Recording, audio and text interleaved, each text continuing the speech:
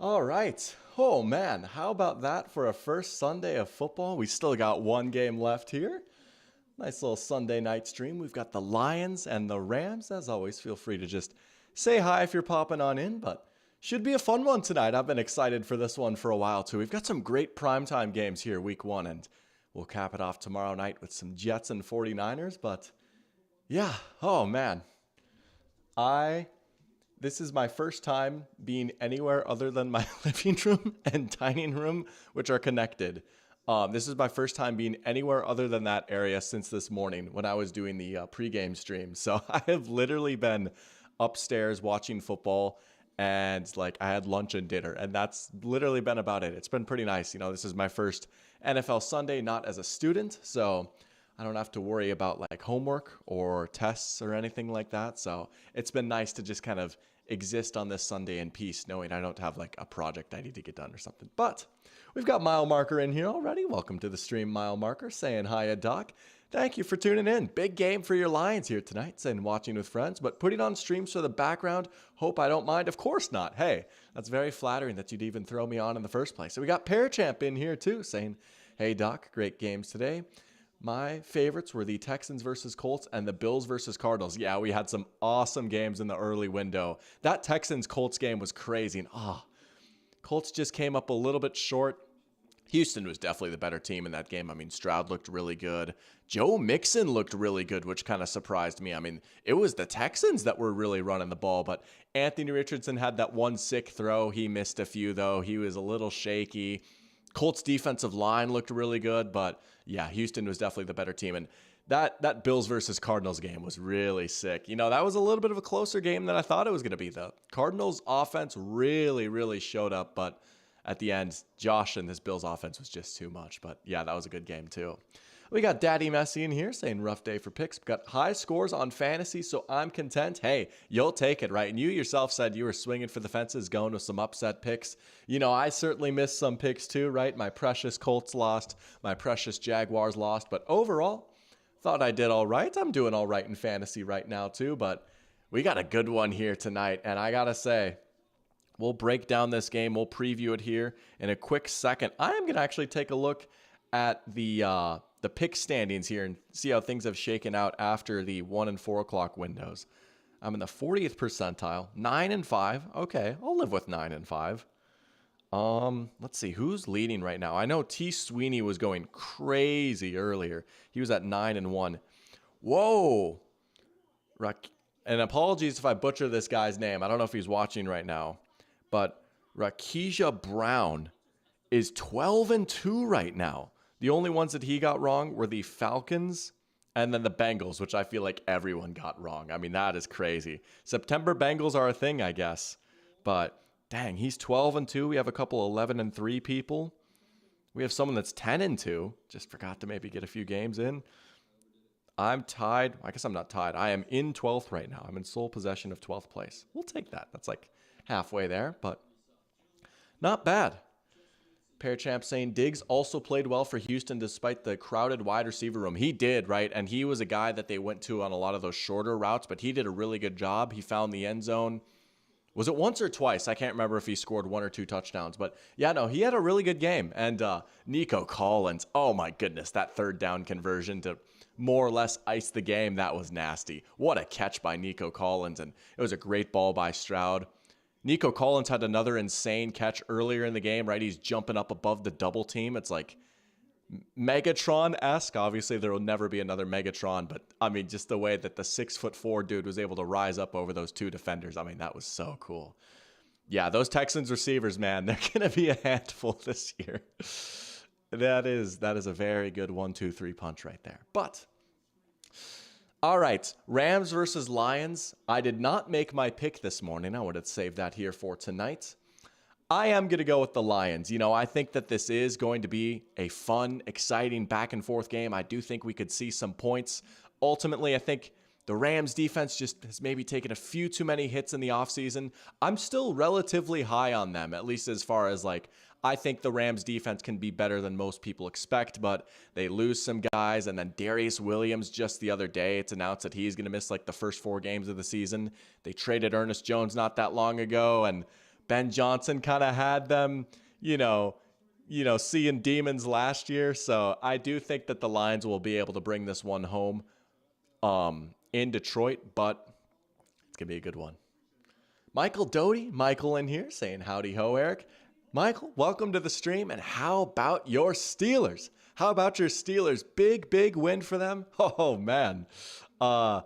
Hey, they did turn it into a rock fight. They really did, right? And I just feel like the Pittsburgh Steelers are going to be doing that a lot this year. That was a Mike Tomlin win right there. 0 touchdowns scored, but they're able to win the game.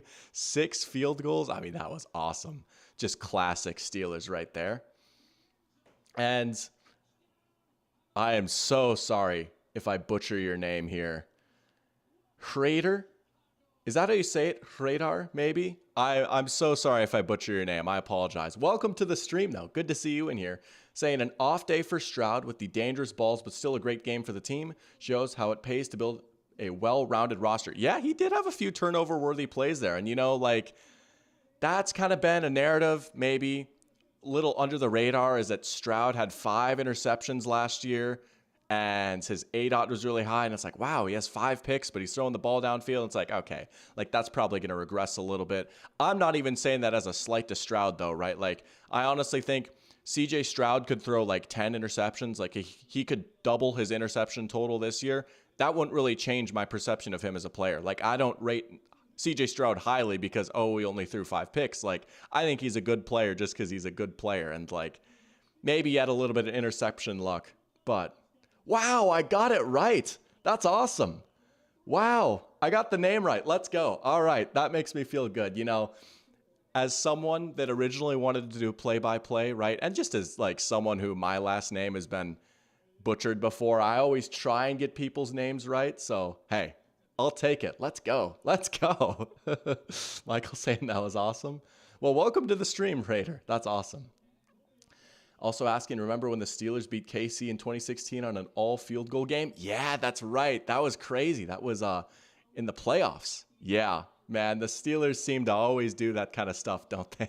Again, out of all the Mike Tomlin Pittsburgh Steelers teams, this is the Mikeyest, Tomliniest, Pittsburghiest, Steeleriest team. You can't help but think that when he's 70 years old, reflecting back on his career, someone's going to ask him, hey, Mike, out of all the successful teams, those 2 Super Bowl wins and all that, what was your favorite? Well, I guess it was just 1 Super Bowl win, but out of all the teams, the Super Bowl team, what was your favorite? You'd be like, it was the 2024 Pittsburgh Steelers. We went 9-8 the right way. I love Mike Tomlin so much. Oh. Jack and Goat Kid are both in here. Let's go. Both of your teams with big wins here today. Jack saying he's only kind of hard right now. Hey, Seahawks turned it on in the second half. Big win for them. How about the throw by Geno to Lockett to ice the game? And you know what? Mike McDonald really did have Bo Nix in the torture chamber. So it was a weird first half, but the Seahawks were definitely the better team. They were able to prevail in the second half. And Goat Kid saying hello, Dr. Pigskin. Hello to you, Goat Kid. Good to have you in here. And how about the Bills? Josh Allen is so back, baby. You were saying the other day, Josh Allen MVP. Hey, that was an MVP caliber performance today. He was awesome. Had that sick hurdle, 2 passing touchdowns, 2 rushing touchdowns. That was a heck of a game right there.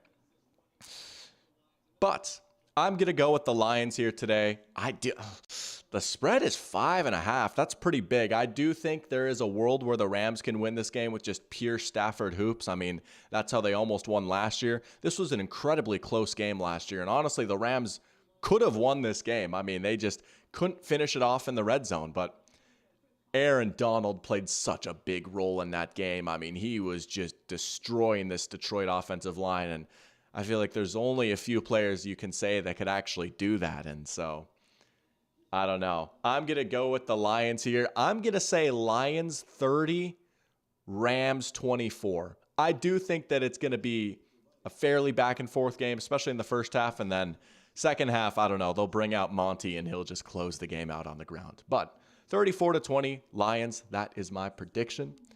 Daddy Messi saying he's buying so low on Marvin Harrison Jr. right now. Oh, you should, right? There's no way he's going to keep having performances like that. He was out on the field, and I'll admit, I didn't watch a ton of that Bills Cardinals game, like outside of like all the touchdowns and the big plays, like, so I'll have to go back and see what was exactly happening there with Marvin Harrison Jr., but that was just bizarre to me. I mean, he seemed like so ready to just burst out of the gate, and the Cardinals offense was successful. It's not even like, oh, well, everything about the Cardinals offense was bad, but he just wasn't really getting the ball, and, you know, they could run the ball well, but it was Greg Dortch who was their leading receiver. It was the Greg Dortch show a little bit. Pear Champ saying definitely went through the Josh Allen experience as my QB with the starting game with fumble, but then get hot with the 4 touchdowns. The Josh Allen experience is legendary. Stupidity saying there's no world where the Rams are just as good or better as they were last year purely because of Donald. Yeah, I mean, you have to hope that like the secondary and the additions they made there offset that, right? That and the guys that they drafted, like there's no way that their defensive line is possibly going to be as good as it was last year, but you have to hope that it's good enough and then the secondary is better. That's really the only way they can do it. But that's a lot of ifs. That's a tall order. I wouldn't necessarily bank on it. And also, I thought you said something else. Yeah, okay. Wanted to get to all the comments here. Stupidity saying, man, he's sad. His Colts lost. Linebackers were struggling. But instead of the corners, like everyone expected, heard our safeties got 27 tackles.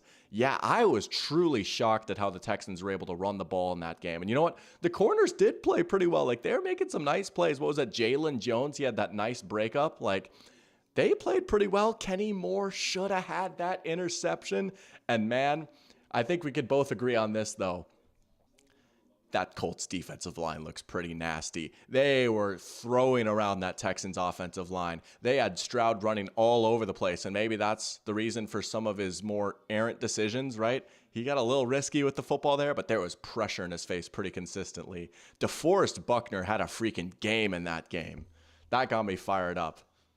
But the Seahawks really did allow 2 safeties today. That was crazy. And we had 6 blocked or muff punts today. Will we get more tonight?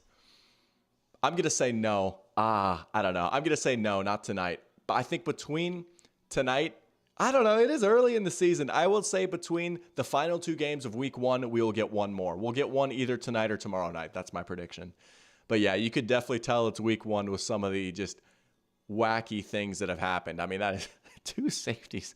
The Broncos got 10 points in the most disgusting way possible. 2 field goals and 2 safeties. The Cardinals mostly focused on running the ball with James Conner and Kyler. Yeah, that makes sense, right? I mean, that's what their offensive coordinator likes to do. He came over from Tennessee. They ran the ball a lot last year. Makes sense. And it worked pretty well. I mean, Kyler did look pretty good from what I saw. So as someone that owns Kyler Murray in one of my dynasty leagues and in another one of my fantasy leagues, I'm like, let's go.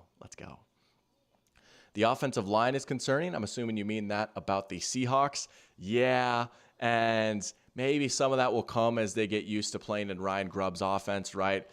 You know, I don't fault them for taking Byron Murphy, but you look back and like, maybe they could have gone line in the first round of the draft. But even then, one first rounder probably wasn't going to fix things. So it'll take time, but they are able to have, you know, sort of a weird disaster game like that and still win. So that's got to be pretty encouraging, right? Raiders saying Buckner is a living tree, tall man, long hands. He's such a beast, man. Like, I don't know that he'd actually get in, but he certainly is like talented enough to be a Hall of Famer. I don't know if he quite has like the resume or like the aura or whatever to actually get in the Hall of Fame, but he's played like a Hall of Famer. That's what I'll say. He's been so good for so long. We got David LeBlanc in here. Welcome to the stream, David, saying who has the best defense and why in the entire league?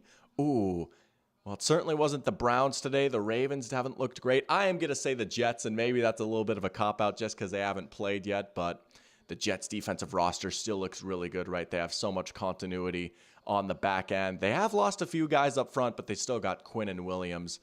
We'll see about this whole Hassan Reddick situation, and they've got Quincy Williams at linebacker. Like, they're just really strong at all 3 levels. I think Saleh does a really good job coaching them, so I'll go with the Jets. The Chiefs are up there too, though. The Chiefs' defense is nasty.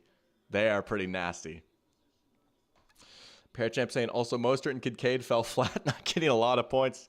Man, I am so sorry about the Raheem Mostert advice. When I turned on the Jaguars-Dolphins game, it was like right when the Dolphins scored their first touchdown. And I was like, oh, it's a goal line carry. And I was like, oh no, it's A-Chain getting the goal line carry. And I immediately thought of you, Parachamp. I was like, oh no, I'm so sorry. Michael saying, could low-key be the Patriots? Dude, the Patriots defense balled out today. How about it, right? And again, that's without Christian Barmore and then losing Matthew Judon. But that back end, that secondary is so sick, right? Hey, Christian Gonzalez, my dark horse comeback player of the year, as weird as that sounds. I mean, it's such a weird exercise to do, but Gonzo was so good his rookie year for the 4 games he played. And then the Patriots defense comes out here today and absolutely stifles the Bengals. I mean, that was crazy. I guess in hindsight, September Bengals is a thing and they've just had so much weirdness. And this Patriots defense is pretty nasty, but I mean, come on. But hey, guess who's 1-0 as a quarterback with his new team? Jacoby Brissett is 1-0. Let's go. Jacoby Brissett is 1-0. I'm leaving here with something. We got Henry in here saying, what's up, Eric? Looking like the same old Falcons this season. Man, I am so sorry, man. I'm so sorry. That was rough. It was a rock fight. It was indeed a rock fight. And you want to talk about good defenses. Man, the Pittsburgh Steelers, they're going to be doing this to a lot of teams this year. They are going to swarm the opposing offense with metal baseball bats and beat them over the head. I mean, my goodness. That was insanity. That was, you have now experienced a bad Kirk game. Welcome to the club, I guess. Same old Falcons. Hey, it's a long season, right? And it's going to be a tough early stretch, but the schedule will lighten up. I'm trying to be optimistic here. I feel like I have to be the angel on your shoulder here, right? I try and hype up the Falcons a little bit. So, but it was rough today. I can't lie. I was a little sad watching that. I was like, dang it. Jack says the best defense could be TJ Watt. I mean, the Steelers. Yeah, dude, TJ Watt went insane today. He went so crazy. We got Game Solved in here. Welcome to the stream, Games. Good to have you in here saying, why do I believe in the Jags? You and me both, man. I'm so sorry. That was such a brutal loss. I cannot believe ETN sold the Jags like that. I cannot believe he sold the Jags like that. That should have been the dagger. That should have wrapped up the game. There were dropsies again. They're still dropping Trevor Lawrence's passes. And then at the end, I mean, man, the Dolphins were able to put together a few good drives, and that was that, man. That was a heartbreaking loss right there. So I'm so sorry, Games. Sorry, Henry. Tough losses for your teams today. And stupidity, too. I mean, man, we've got some fans of teams that had crushing losses in here today. I offer my condolences. Raider saying, bad day for every QB except for Baker. I mean, I feel like some of the QBs didn't have bad days. Like Josh Allen, I feel like had a really good day today. Baker was crazy, though. Baker was actually hooping out there today. And I know it was the Commanders and I've got my whole Commanders defense take. But I was watching a lot of that game. I was like, dang, Baker's moving around. Baker's creating out of structure. Baker's throwing sidearm and stuff. I was like, okay, playmaker Baker. That was kind of nice. Nah, he had an awesome day today. He had the most impressive performance of week 1 out of all the quarterbacks so far, I'd say. Baker was going crazy. Dak was pretty good too. And you know what? Grace and Truth is right. Sam Darnold is the man. Let's just do this. Let's just do this right now. Sam.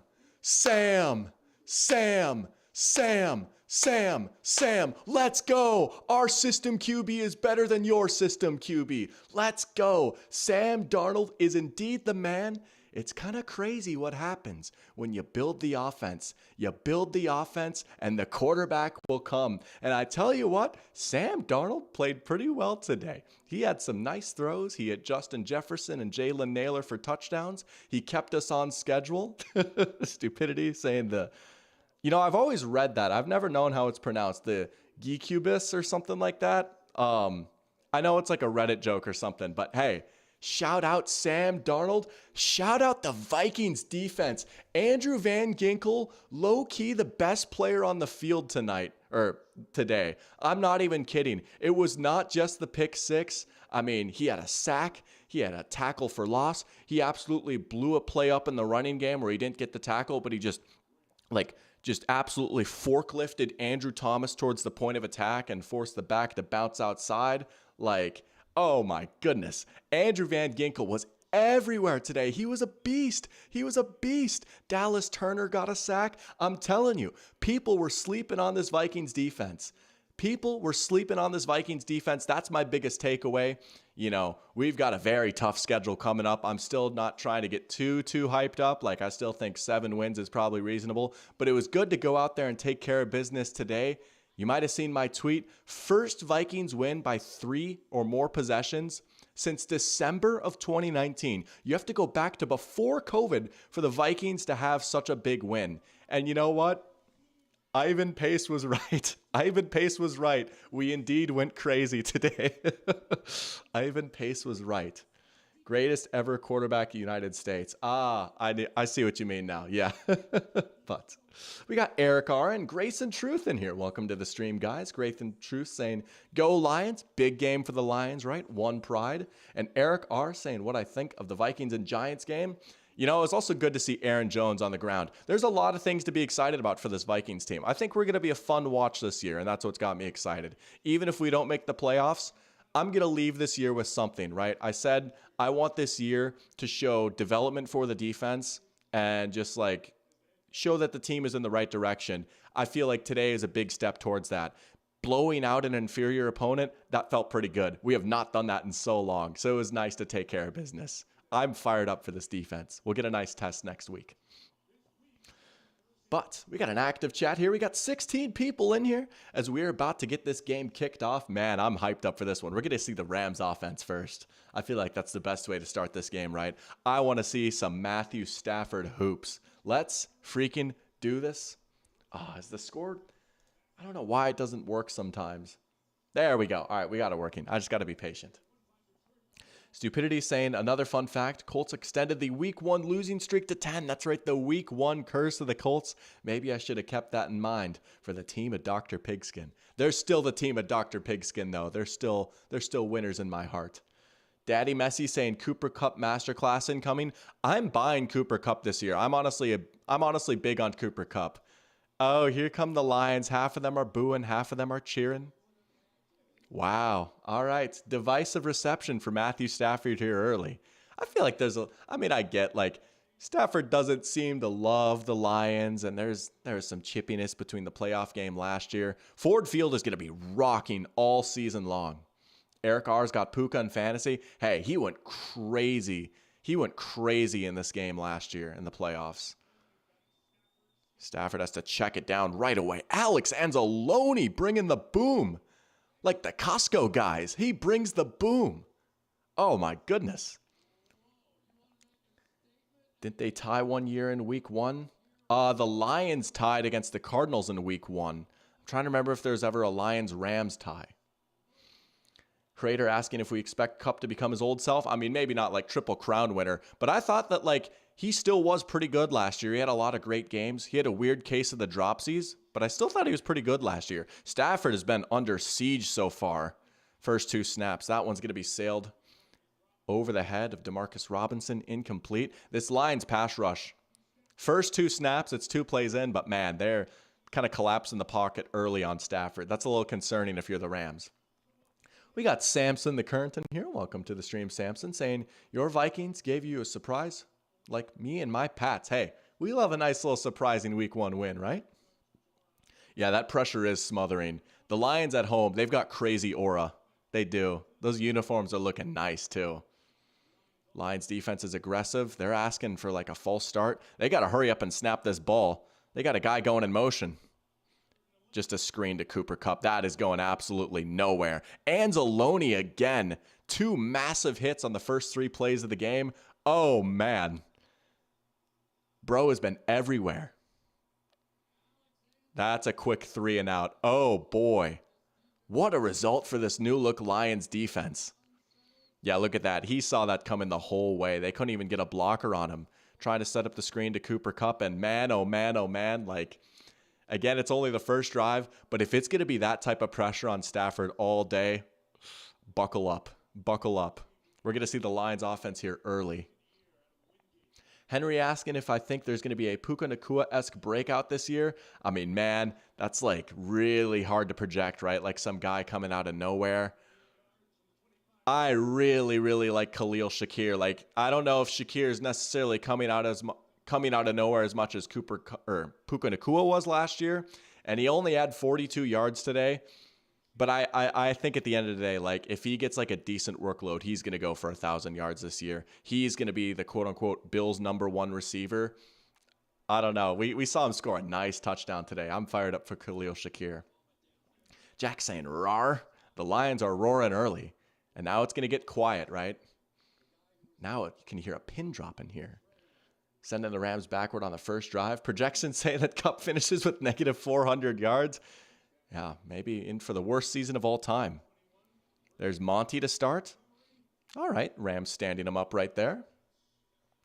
Man, they cannot let the Lions go down here and score a touchdown to answer. I mean, man, like, that is one of the quickest 3-and-outs I've ever seen a Sean McVay team have. I mean, that was just crazy. Blake Corum is a beast. He is. Like, I honestly think he'll see a decent amount of the rock this year. I really do. And the Rams seem pretty intent on running the ball a lot. So I think he and Kyren will split a lot. Goff, too easy to the sun god. Oh, that's a big tackle by Christian Roseboom. Oh, that was a big tackle. I thought for sure sun god was going to get the first down there. Amon-Ra St. Brown. I have him in a few of my fantasy leagues. Just a PPR monster. Shakir really should have gotten more targets. He was producing with the ball. He's the efficiency king, right? And, you know, there's the classic, you increase volume, efficiency might go down a little bit. But, like, if he even gets, like, an average starting receiver workload, I think he's going for 1K this year. Oh, Jamo going in motion now. You know, there's been a lot of Jameson Williams hype coming from the Lions camp this offseason. I think he might have a little something in him. Oh, Goff's going down now. How about the Rams defense answering?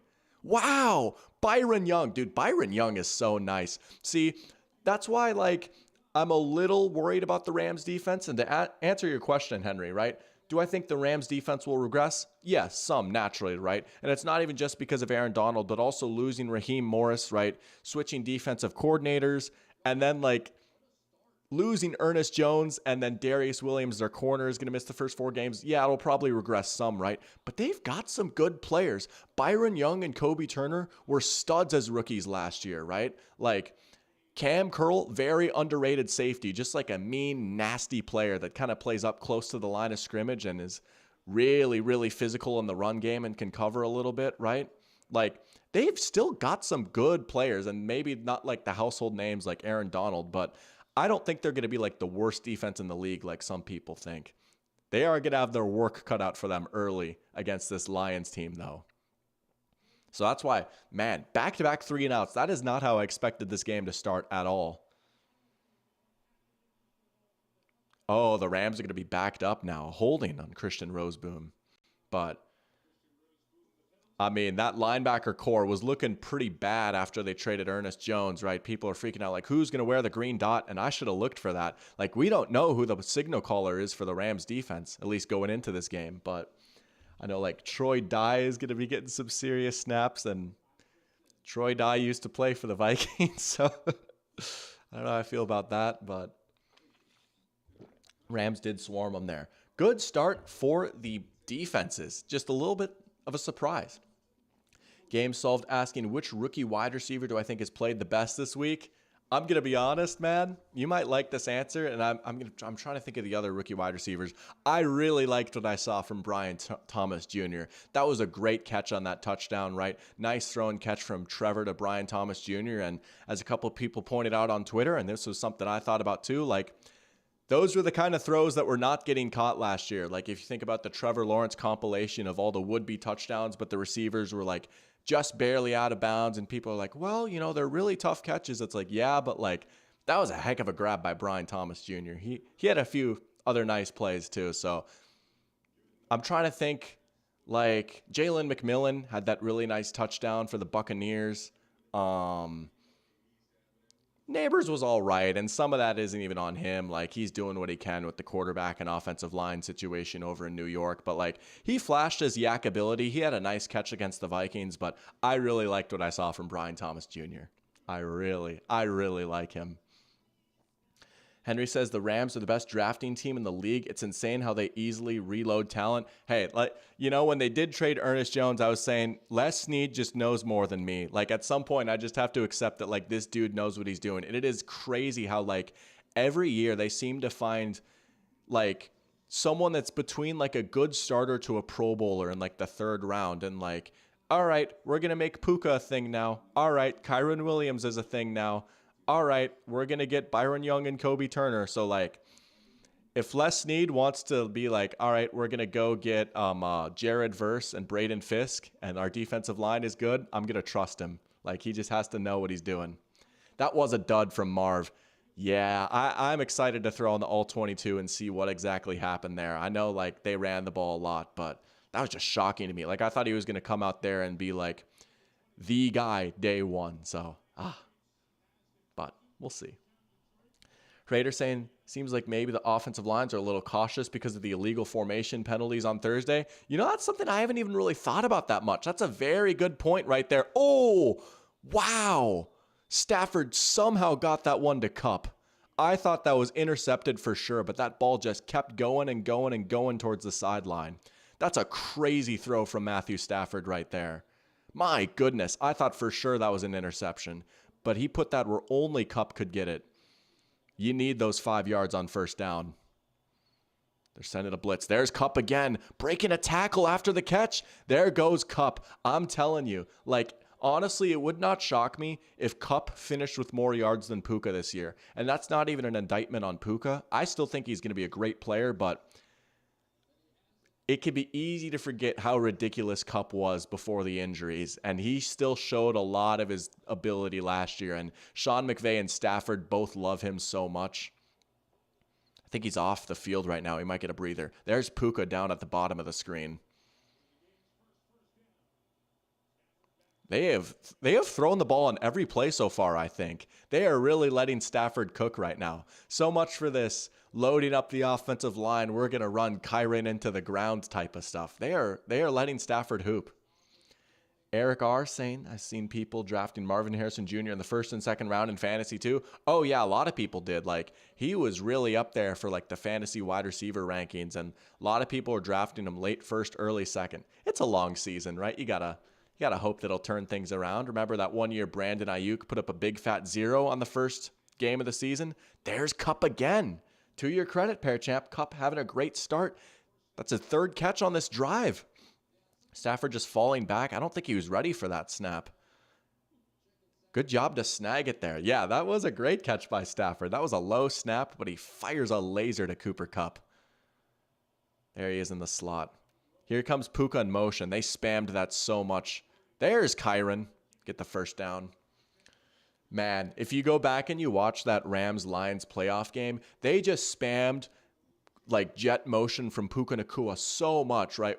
End of the game when they needed big yards is just Puka go in motion to one side of the formation, then immediately turn around and run like a 5-yard drag route. Lions run a lot of man coverage. They just could not keep up with it. So I'm curious to see if they have a counterpunch for that tonight.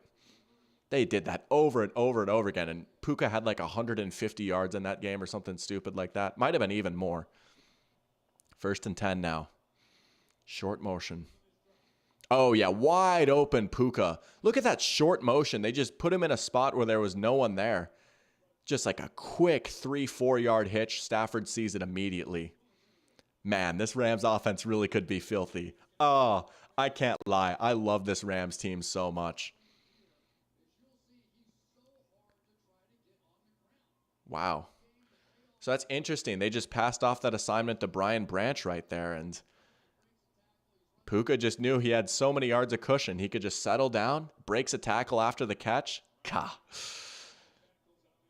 Sorry, if you're a Lions fan, I'm not going to try and be like annoying with my Rams love. Don't worry. Like when Ben Johnson does something sick on the next drive, I'll be like that too. There's Kupp again. My goodness. That is his 4th catch of the drive. Wow. Michael says, drafting Cooper Kupp in the 4th round in 2021 will forever be my greatest draft pick ever. Man, one of the greatest fantasy seasons ever, right? And going into that year, the big question was, who is going to be Stafford's guy? Is it going to be Kupp or Robert Woods? You know what's crazy? I took Kupp in one of my leagues that season too. I didn't even make the playoffs. It was a tough year. Stafford under a lot of pressure. He short-armed that one. Trying to get it to Robinson there. Going across the middle. Dotson with the shades. David asking, what position is the most overpaid and what is the most underpaid? That is a fantastic question. I normally would have said guard for underpaid, but they got paid a lot this year. And like a lot of teams are starting to really prioritize the guard position with how good these defensive tackles are getting and how teams are starting to run up the middle a little bit more.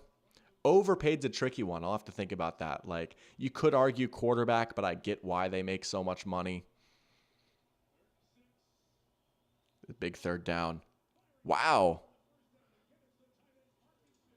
Is that Kobe Parkinson? I don't remember his first name, but their tight end. Obviously, Higbee is out, right? He got injured in this wild card matchup, the Lions and the Rams last year. I say last year. It was like a few months ago, but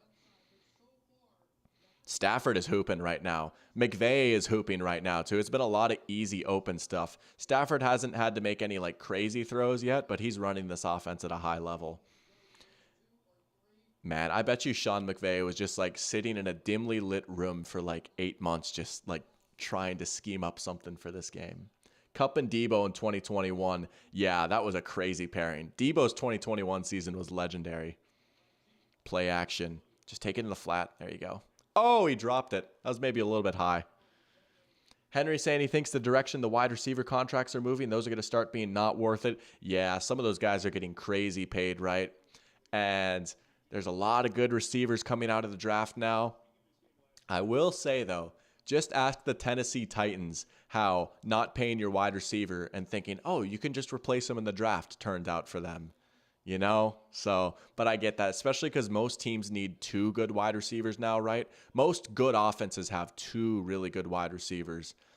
That's a lot of money you got to put into just 2 guys, right? I mean, look at the Bengals. They might have to break up their duo, and look at how they did without T. Higgins today. Stafford goes down. There's the Lions pass rush. Big sack right there. Massive sack by the Lions. Oh, that's a big play. I didn't quite catch who that was. Levi Onwuzurike. Dude, he's been pretty good for the Lions, and he's going to see a lot of action today with DJ Reader out. I was really hoping we'd get to see the pairing of Reader and Aleem McNeil, but might have to wait a week for that. Reader's injured, but that is a big-time sack right there. Tyler Johnson. That's crazy. That's right. Tyler Johnson is on the Rams. University of Minnesota legend. I was so high on Tyler Johnson going into the NFL. Is Stafford going to go deep? Nah, they're going to blow it dead. False start or illegal formation, one of those two. Pearchamp saying he does think the Rams should draft QB soon to learn under Stafford. Oh, absolutely, right? You got to start figuring out that succession plan.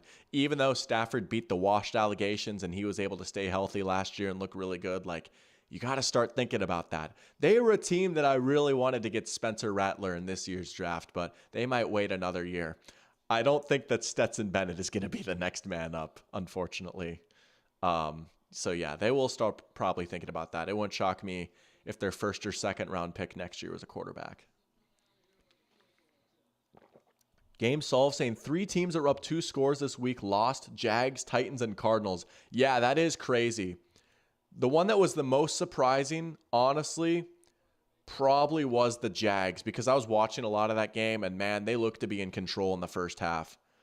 The Titans and Cardinals didn't surprise me quite as much because I thought that the Bears, although the Bears looked kind of ugly today, but the Bills one didn't surprise me that much. I knew, like, okay, they've got the firepower. They could overcome a 2-touchdown deficit.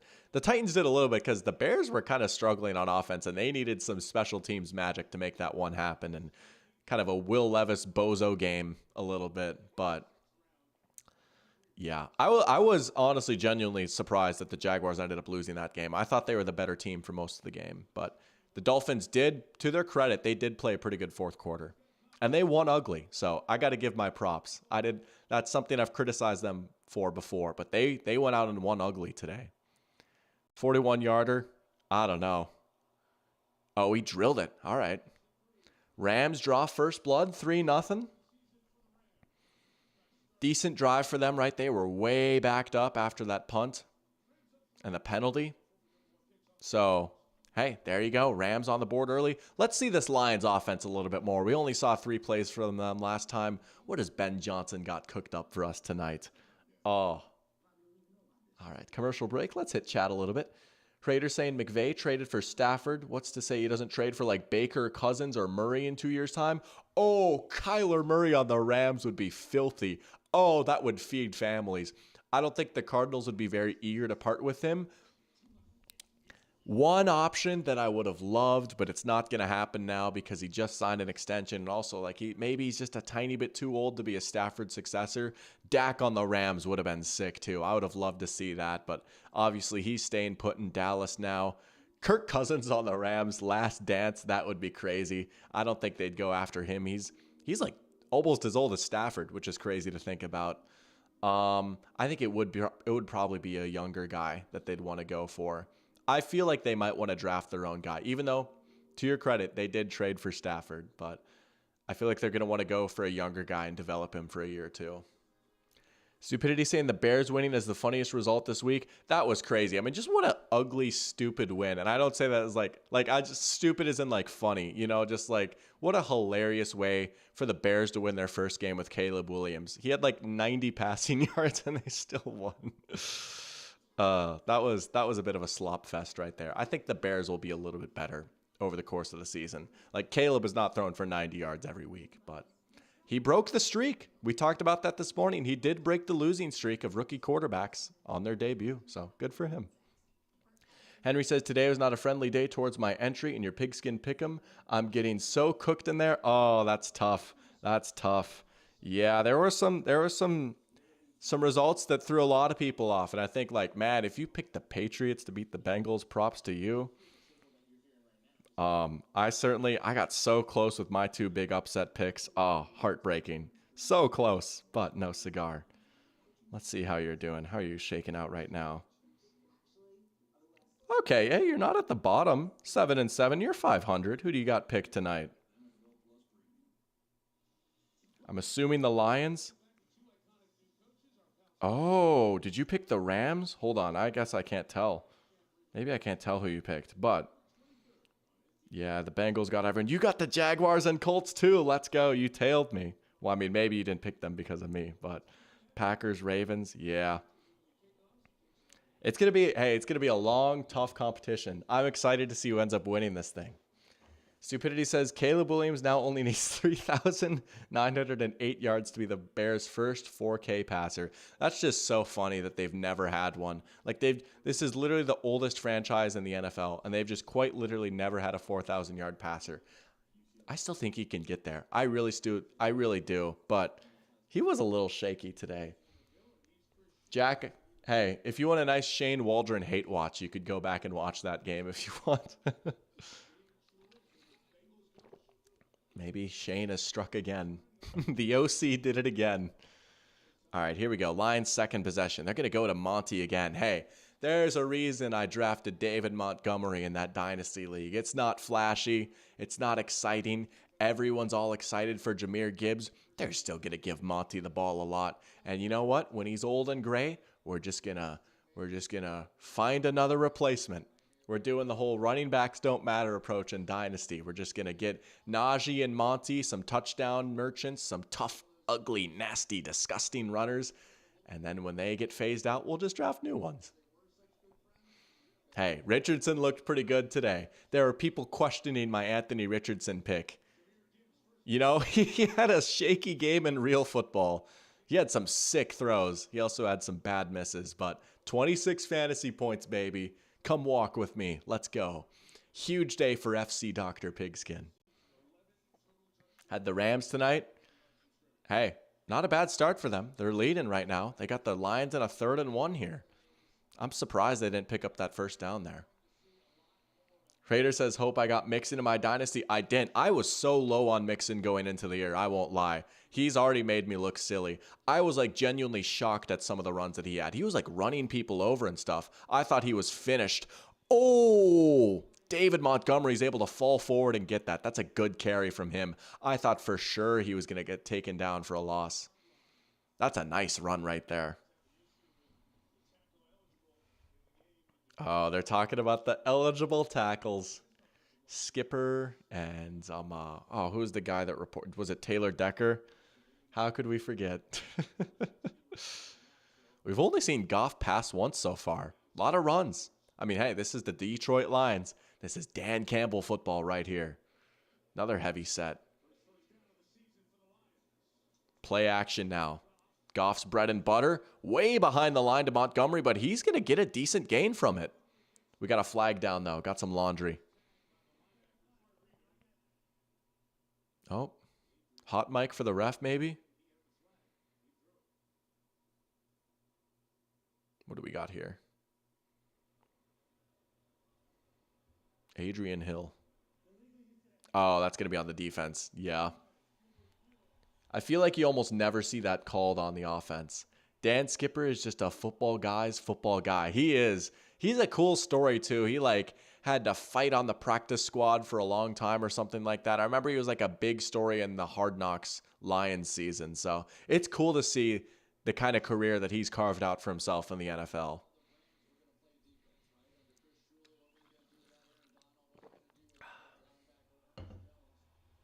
Oh, Lions fans cheering about something here. That's a big penalty, though. Even though David Montgomery is able to get a decent amount of yards there, Lions marching into Ram territory here.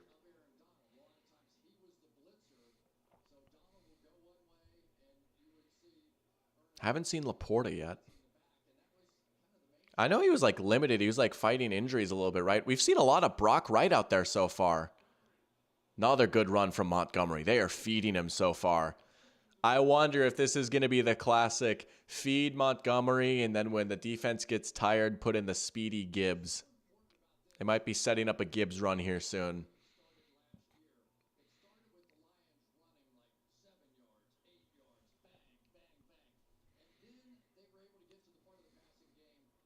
Second and 2. This is a classic Lions drive right here. Oh, look at that. Little 21 personnel right here. There's Laporta motioning in. They got a fullback. They've got the tight end coming in. Run. Montgomery again. Man. Hard hit by Jared Verse, but he's carving out a solid 4 or 5 yards every carry right now. Who is that Lions fullback? I don't know his first name. Vaki? I gotta look this guy up.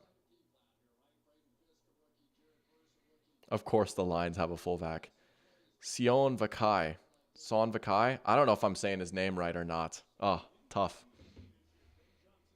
6 for 26 for Montgomery so far. There he is again. Look at that. Just an easy 7 yards. Henry saying he does remember last year they started Gibbs out slow. They really did. And by the end of the year even, it was still 50-50. I feel like there's a lot of fantasy people that are hoping Gibbs just gets 250 carries and 60 catches. That's just not happening. That's not how the Lions do business. But yeah, Gibbs barely got the ball at all in their opener last year. And I remember all the talk yo, he's going to be a positionless player. They're going to put him in the slot. And then I saw a tweet that really made me laugh during the kickoff game last year. It's it appears as if the Lions are trying out Jahmyr Gibbs at this position called running back. There's J-Mo. Behind the line, oh, that was a nice juke, but the Rams were able to swarm to him. 3rd down and short, but I don't blame them for trying to pop something there with Jameson Williams after a bunch of just tough runs up the middle. Kind of like a screen out there, right? Get some blockers out in front for your fastest guy. Second best in the league after Taki. Yeah. Is he still in the Browns? I don't know. I need to keep up with these guys a little bit.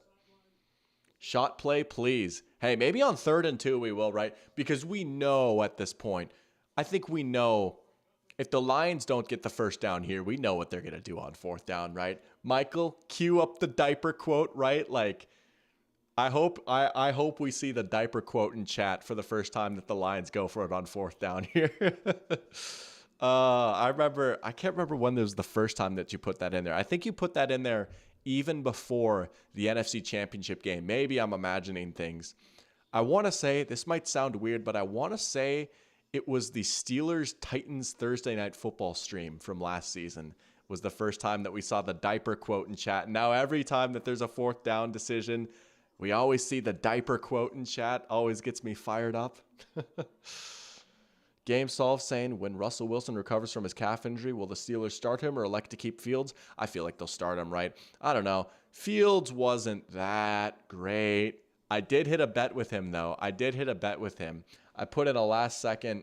Once I saw like Fields was starting, like before the game started, I used the remaining $10 of my Caleb Williams free space, and I paired that with Fields rushing yards. I was like, oh, he's easily going to hit the over. And he barely got it. Like, he just barely got it, but he did get it. But, yeah, I mean, Fields was all right. They clearly wanted to start Russ. Like, they've been committed to starting Russ ever since they brought him in the first place. So, when he is back, I feel like he will play. And he was their emergency QB today, too.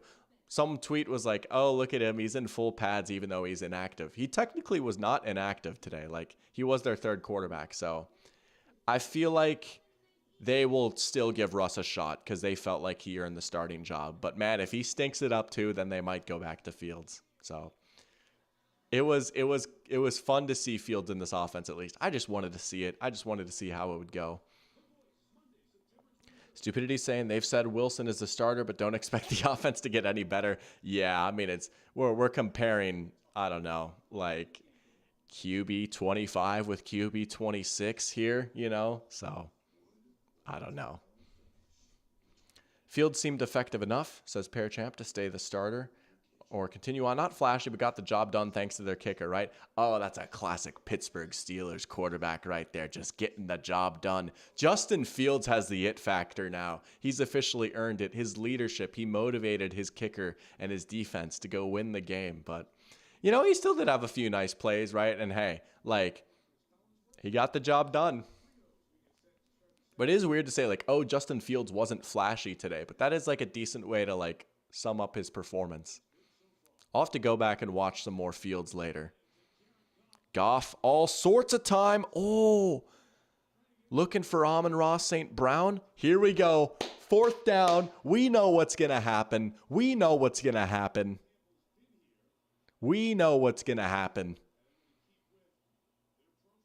Here we go. All right, get ready for some discourse. Oh, there was some interesting decisions to punts today. Man, I don't know if you saw the Raiders' decision to punt, but here we go. Conversations will be had about this play, depending on what happens. Next Gen Sats says to go for it. I like the aggressiveness. Yeah, easy. Montgomery, right? Just go back to David Montgomery. There you go, right? They always talk about it when it doesn't work. But let's say the Lions go on to score a touchdown here on this drive. Their decision to go for it on fourth down gained them 4 points. Look at that. Man, when you have a sick offensive line and a powerful running back, why wouldn't you go for it? There you go. The run has been established. This is a 10-play, 46-yard drive so far. They'll fake it to Amon-Ra.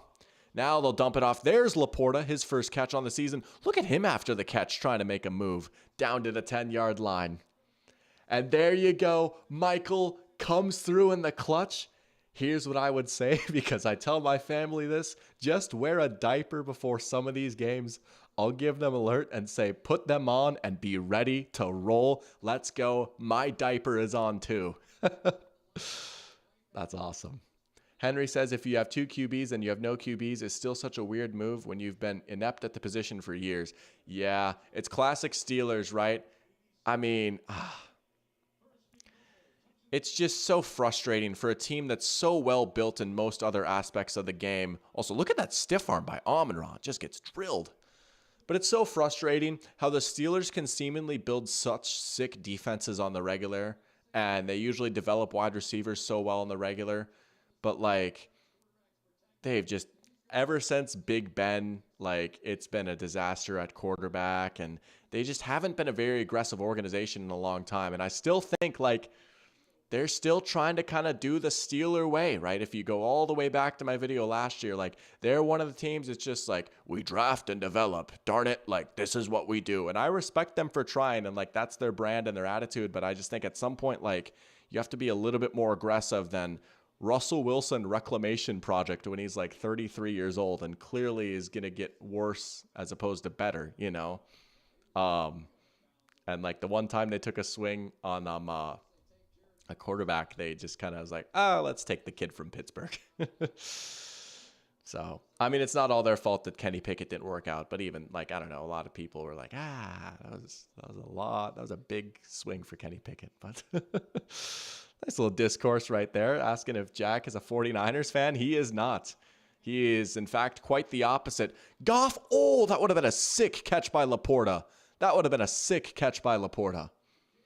Rams officially missing Aaron Donald now? Oh, absolutely, right? I mean, they have been getting battered up the middle. Michael says he thinks Khan is slowly modernizing the Steelers. You know, all right. Like, I'm trying to think. They did almost try and get Brandon Ayuk. I will give you that. Like, that was kind of un-Steelersy for them to even, like, be in those Brandon Ayuk conversations. I will give you that. That is absolutely true. And I like Khan a lot. Like, I've liked his drafts the past few years. I love how they're building up the offensive line. That's a fair point. The Khan man. They kicked it. Wow, they kicked it. I guess it was probably a little bit too far out to go for it from there, right? That's a little understandable. They kick it, and they tie the game up. 3-3 here. It's hard to believe it's already like the second quarter, but we got a tie game here. Good drive from the Rams and the Lions back-to-back now. Here we go. We're starting to heat up a little bit. They're showing the Dan Campbell Applebee's commercial right now. I love this commercial so much. Dan Campbell is so funny, bro. Parachamp says, wow, they're going for the field goal. Jack saying, didn't Caleb Williams just go off in that Shane Waldron offense today? There you go. Hey, the Shane Waldron agenda is being pushed right now. Jack is, I will give you a victory lap right there. There you go. Like I said, go watch that game. You can get a nice little Shane Waldron hate watch. I will say Ryan Grubb looks to be a bit of an upgrade for what Seattle wants and the roster that they have. I thought Grubb called a great game in the second half.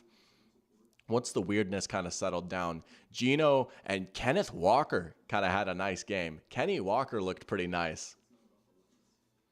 Raiders saying Rams have got to be pleased to hold Lions to 3 points after all that running. Oh, yeah, they dodged a bullet. They got out of the woods. They even gave up a fourth down conversion and still held them to 3. So fourth down didn't end up making a whole lot of a difference, but definitely got to feel good about holding them to a kick. Game solved with a nice question, asking what is the Applebee's of NFL teams? Oh, that's a great question, right? So it's got to be like well-known, well-established, but like, you know what's weird is the Broncos were literally like the first team that came into my mind, but I was going to kill some time and like set up the prompt a little bit more. And if I liked the Broncos, I was going to stick with them. We'll go with the Broncos. I like that. I feel like the Broncos, like, you know exactly what you're going to get, right? Here's what I will say, though. And Henry knows all about this. Like, this is a weird hill to die on, maybe. Applebee's is such a guilty pleasure of mine. Maybe it's like the nostalgia of going there when I was a kid. Like, me, my dad, my uncle, and my cousins, we had this tradition of, like, we would go to Applebee's after seeing a movie. Like, after seeing, like, the Star Wars movies or a lot of the Marvel movies, we would go to Applebee's and just get, like, appetizers and dessert. And I think just like that, like I have such a strong positive connotation with Applebee's. I stand with Applebee's. It's such a guilty pleasure of mine. I know it's not like fine dining, but I love a nice Applebee's night out from time to time. The Falcons are Applebee's. Henry saying Bo Nix was such a classic college. Bo Nix in that game made some sloppy plays and also made some crazy impressive plays. Yeah. I'm not going to lie, man. I was not moved by Bo Nix today. Maybe I have my bias because of I already have my preconceived notion, but it was a lot of the same stuff we saw in college though, right? It's just a lot of like, just everything is so like horizontal and short. And my goodness, man, he put the ball in harm's way sometimes. I mean, Bozo Bo kind of took over for a little bit, so congratulations, Sean Payton. You tricked us into moving up to get JJ so you could get your guy. Sean Payton has owned us once again. Bo had like 3 good plays today. I thought it was pretty rough. Michael saying just like the Elway Peyton Manning nostalgia. Henry remembering the in-depth Applebee's conversation. Let's go. Yeah, I was hoping you were going to bring that up. Yeah, we talked about Applebee's for like 15 minutes. Auburn Bo Nix, 4 for 12, 25 yards. Dude, he stunk at Auburn. I remember Auburn Bo Nix too. Georgia would eat him for lunch every year. When your NFL debut is against the best team in the league, you're going to suck. Yeah. The Seahawks. They're not bad, though. I will give you that. The Seahawks played a good game today. Hey, the Minnesota Vikings might have something to say about that, though. Oh, I wish the Seahawks and Vikings played this year. Actually, wait, they do, don't they? Because the Vikings play the NFC West this year. They totally play each other this year. That's awesome. We're going to have the Dr. Pigskin Bowl. All right, 2nd and 3 now here for the Rams. Is that Ronnie Rivers getting the ball? I think he got the first. I think he might have got the first. Yeah, they're going to give it to him. Stupidity asking, who gets more yards this year, Nacua or Kupp? I'm going to say Kupp. And definitely that first drive definitely helps too. But I've been kind of buying Cooper Kupp this year a little bit. He had an insane 2021. 2022, he was just as insane. Then he got hurt. He was hurt to start 2023. And then Puka kind of established himself. But Kupp still had some great games for the Rams last year. He did have a weird case of the dropsies. He is a bit of an injury concern, especially as he's getting older. But if Kupp stays healthy, I think he will lead the Rams in receiving this year. I really do. He's still a great player. That play was doomed from the start. Tight end screen that was dropped, probably for the best. Man. The Lions are just flowing downfield so quickly there. Everyone was in the backfield. Another question, more yards, Kyren or Nacua? I might say Nacua for that, just because I feel like Kyren's going to be splitting up carries too much, and it'll be the Nacua and Kupp show. I feel like Nacua and Kupp could both go for 1,000 yards. I don't know if Kyren quite gets to 1,000 yards rushing again this year. Week 16, playoff implications will be big. I feel like there's a chance that game could mean something for the wild card race. Not saying it'll be the Vikings necessarily, but if the Vikings lose, it's over. You know what I'm saying? No, that'll be a fun game. Wolf is in here. Welcome to the stream. Wolf saying the Browns are terrible. Are you a Browns fan by chance? I don't know if I asked that last time you were in here, but yeah, that was a tough game for the Browns today. That was pretty tough. They'll go wide zone here. Is that Ronnie Rivers again? Look at that. They pick up the 2nd and 10 all in one carry. That's interesting because the Rams went away from those wide runs a lot last year. It was just kind of straight up the gut with Kyren, and that was a big surprising change because Sean McVay is one of those Shanahan guys, and they love those wide zone runs as much as anyone. But, they still incorporated it some, and there they are going back to it right there. Look at the blocking downfield by Cooper Kupp.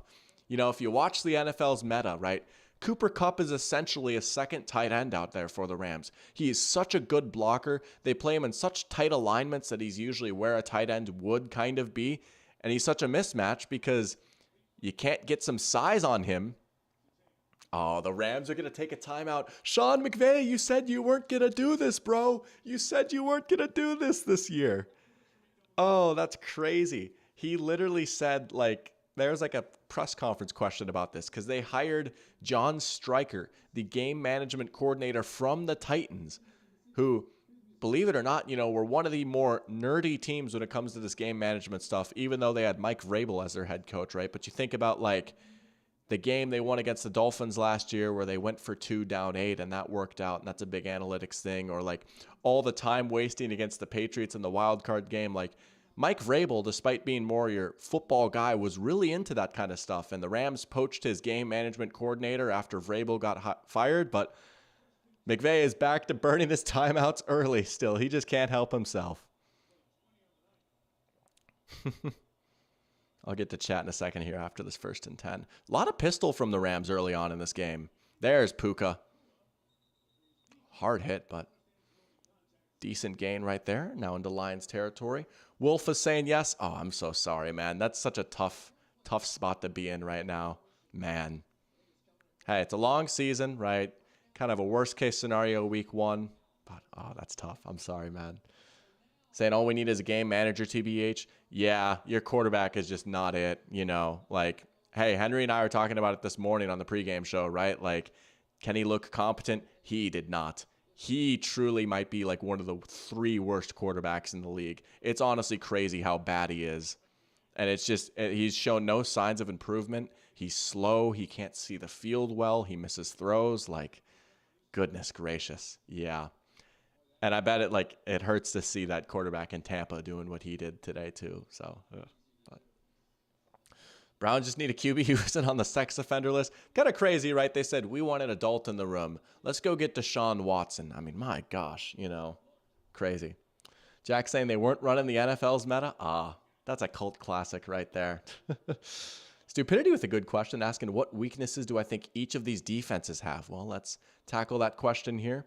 Jack saying both have iffy secondaries. I will say the Lions did do a lot to improve it, but it's still pretty inexperienced. So I would say that's pretty fair to say for the Lions. Also, pass rush outside of Aiden Hutchinson is still a little questionable. I do like the move to get Marcus Davenport, but again, he's very injury prone, so you can't count on that. But the Lions' run defense is super stout. Hutchinson is really good. If you're the Lions, you just got to hope you hit on one of your rookie corners here, because it was pretty bad last year. And then for the Rams, I don't know, those linebackers look pretty rough. Again, maybe they've got a plan, but after losing Ernest Jones, that second level of the defense looks pretty rough. There's Kyron, first down. Watson doesn't care. He has a fully guaranteed deal. It's crazy. I mean, that seriously might be the worst trade of all time, especially considering his contract and what the Browns gave up. Probably the worst trade ever. It might honestly be worse than the Herschel Walker trade. I'm not just saying that to have the Vikings beat the allegations either, but Jack says he didn't even want to go to Cleveland to begin with. Yeah, that is kind of crazy, right? Didn't he want to go to Miami or Atlanta, right? Man. So Raiders a Texans fan. That makes sense based off of some of the questions you've been asking. He remembers Deshaun making plays left and right. That off year must have ruined him. Oh, yeah. Ooh, that was a dangerous throw right there. I mean, he's just not the same player anymore. It's truly shocking to go back and watch Texans Deshaun Watson. Truly just a completely different player now. It's kind of jarring, honestly. And David saying, how can Puka and Kupp be so good if they aren't super tall and don't have super fast 40s? What do you think you need to look for in drafting the college receiver? I actually almost thought about making a video on this, specifically on Puka Nacua, right? Because Puka's stock fell a little because he had a slow 40. But for what it's worth, during the gauntlet drill at the Combine, Next Gen Stats started tracking players' speed based off miles per hour when, they're doing actual football things. Also, Stafford's got to be careful here. He's just going to throw it away. But, right, Next Gen Stats tracking miles per hour on the gauntlet drill. So, just running down, catching stuff. And I tell you what. Sorry, my landlord just texted me. I'll respond in a little bit. I'm watching football right now. But I tell you what, it was Puka Nacua who had the fastest time in the gauntlet drill for actual football stuff. And when you look at the next gen stats, game speed for Puka Nacua's rookie year, he hit some pretty high speeds. So the Rams, they just do such a good job of finding specific roles for players, right? They were happy that Puka ran a slow 40 because they had an exact vision in mind for what type of player they wanted him to be. Diving catch. Oh, are the Rams going to go for it here? Kupp ran a 4.64. And you know what's crazy too? Stafford's hurt. Stafford limping a little bit. Man. What happened with Stafford? Nice spin move by Hutchinson. Oh, he got high load. Oh, that's tough. Yeah. He just got incidentally pushed into the guy down at the bottom. Man. Stafford is getting beat up like crazy in this game. 4th and 4, here we go. The Rams are going against the analytics. Puka's shaken up too. Man, what's happening? Short motion for Kupp. They're going to snap it. Yeah, there's no way they'd burn another timeout. Oh, no! What a play! Oh, Kupp could have held on right there. Man, that was a bit of a 50-50 ball, but you expect Kupp to make that. Oh, that was not a 50-50 ball. That was just a straight up drop. I thought that was a nice play by the Lions corner there. No, Kupp should have just caught that. There's the dropsies again. I don't know what it's been with Kupp, the past like season now, but he has had some bad drops. There's the diapers quote again. Let's go. Oh man. All right, that was a crazy sequence right there. So we have two of the Rams' most prominent players looking a little shaken up right there. A Cooper Kupp drop on 4th down, and the Rams come away empty-handed. I get the decision to go for it on 4th down, though. I mean, you're going to be needed to get as many points as you can against these Lions. I really think so. I know it's 3-3 right now, and this has been an insanely fast game. Like, how the heck is it already like 6:31 left in the second quarter? Both teams have just had long possessions with a lot of running. But, that is a brutal failed conversion on 4th down. A drop by Kupp. They had it. They had it. But, yeah. I mean, speed isn't everything for these wide receivers, right? And so, with Kupp and Nacua, like the Rams had very specific rules. They're like, all right, Kupp is going to like stay in the slot and like he's a really good separator. He understands coverages. We're just going to spam option routes and stuff like that with him and get him open and he can block so we can use him as like an extra blocker. With Puka, it's like, you know, this dude ran a slow 40, but when he actually has the ball in his hands, he moves pretty fast. He's pretty big and strong and he can break tackles. He's going to be a yak beast for us. We can send him in motion a lot and just send him across the field. Get him on those short passes, and he can get like an extra 6 yards after the catch. So that's kind of how they've been doing it. It's a lot easier said than done, right? Like there's obviously there's some luck involved with that too, but they draft players with very specific roles in mind for them, you know? Same thing with like the Chiefs and Xavier Worthy. Like honestly, Worthy had a great game on Thursday, and it was impressive, and I'm not trying to like downplay it, but you know, he only really touched the ball like twice. But when he did touch the ball, they were very intentional about like, okay, this end around, like this is a play Worthy can score on, and then just like he beat a busted coverage, right? So if that's all Worthy does this year, the Chiefs feel pretty good because that's all they might need him to be. Jack says he would have taken that to the house with his eyes closed. I mean, it was there, right? It was there. Just put me in, coach. Raider said he remembered that wrong. He had a slow 40, but a great 3-cone time. That makes more sense, right? Because he's a very agile player. Stafford's getting looked at on the trainer's table right now. Oh, there's Jameson Williams. Speaking of speed, there goes Jamo. Big play. Jamo fired up. Here we go, right? This is the guy we're hearing about all offseason from the Lions. Nice throw by Goff to get him on the run. Let's see how Ben Johnson schemed this one up right here. Just a nice little inbreaker. He beat him the whole way. And then after that, like you can just make a guy grab air. Goff ready for it. Nice throw over the middle. Here we go. Here come the Lions, man. You get the feeling that they're fired up now after that last possession. They might get 6 here, I think. I think they're due for a touchdown drive. Goff gonna go deep. Double coverage. Just threw it deep for Jamo there. Incomplete, though. That's a big thing. If Jameson Williams can bring that deep threat aspect to the Lions offense, that's like the one thing that they're kind of missing, right? Amon-Ra and Laporta are so good on the short and intermediate stuff, and even Jahmyr Gibbs, and they can get big plays out of those guys. But they haven't had the guy that will put the fear of God in those safeties that have to like worry about playing all the way back there. If they can get a little bit more out of Jameson Williams doing that, this is one of the most complete offenses in the entire league. It already is, but if they can get that, then they're going to be even more dangerous. There's Gibbs. Another first down. Here we go. The Lions are starting to cook. Here we go. Buckle up, folks.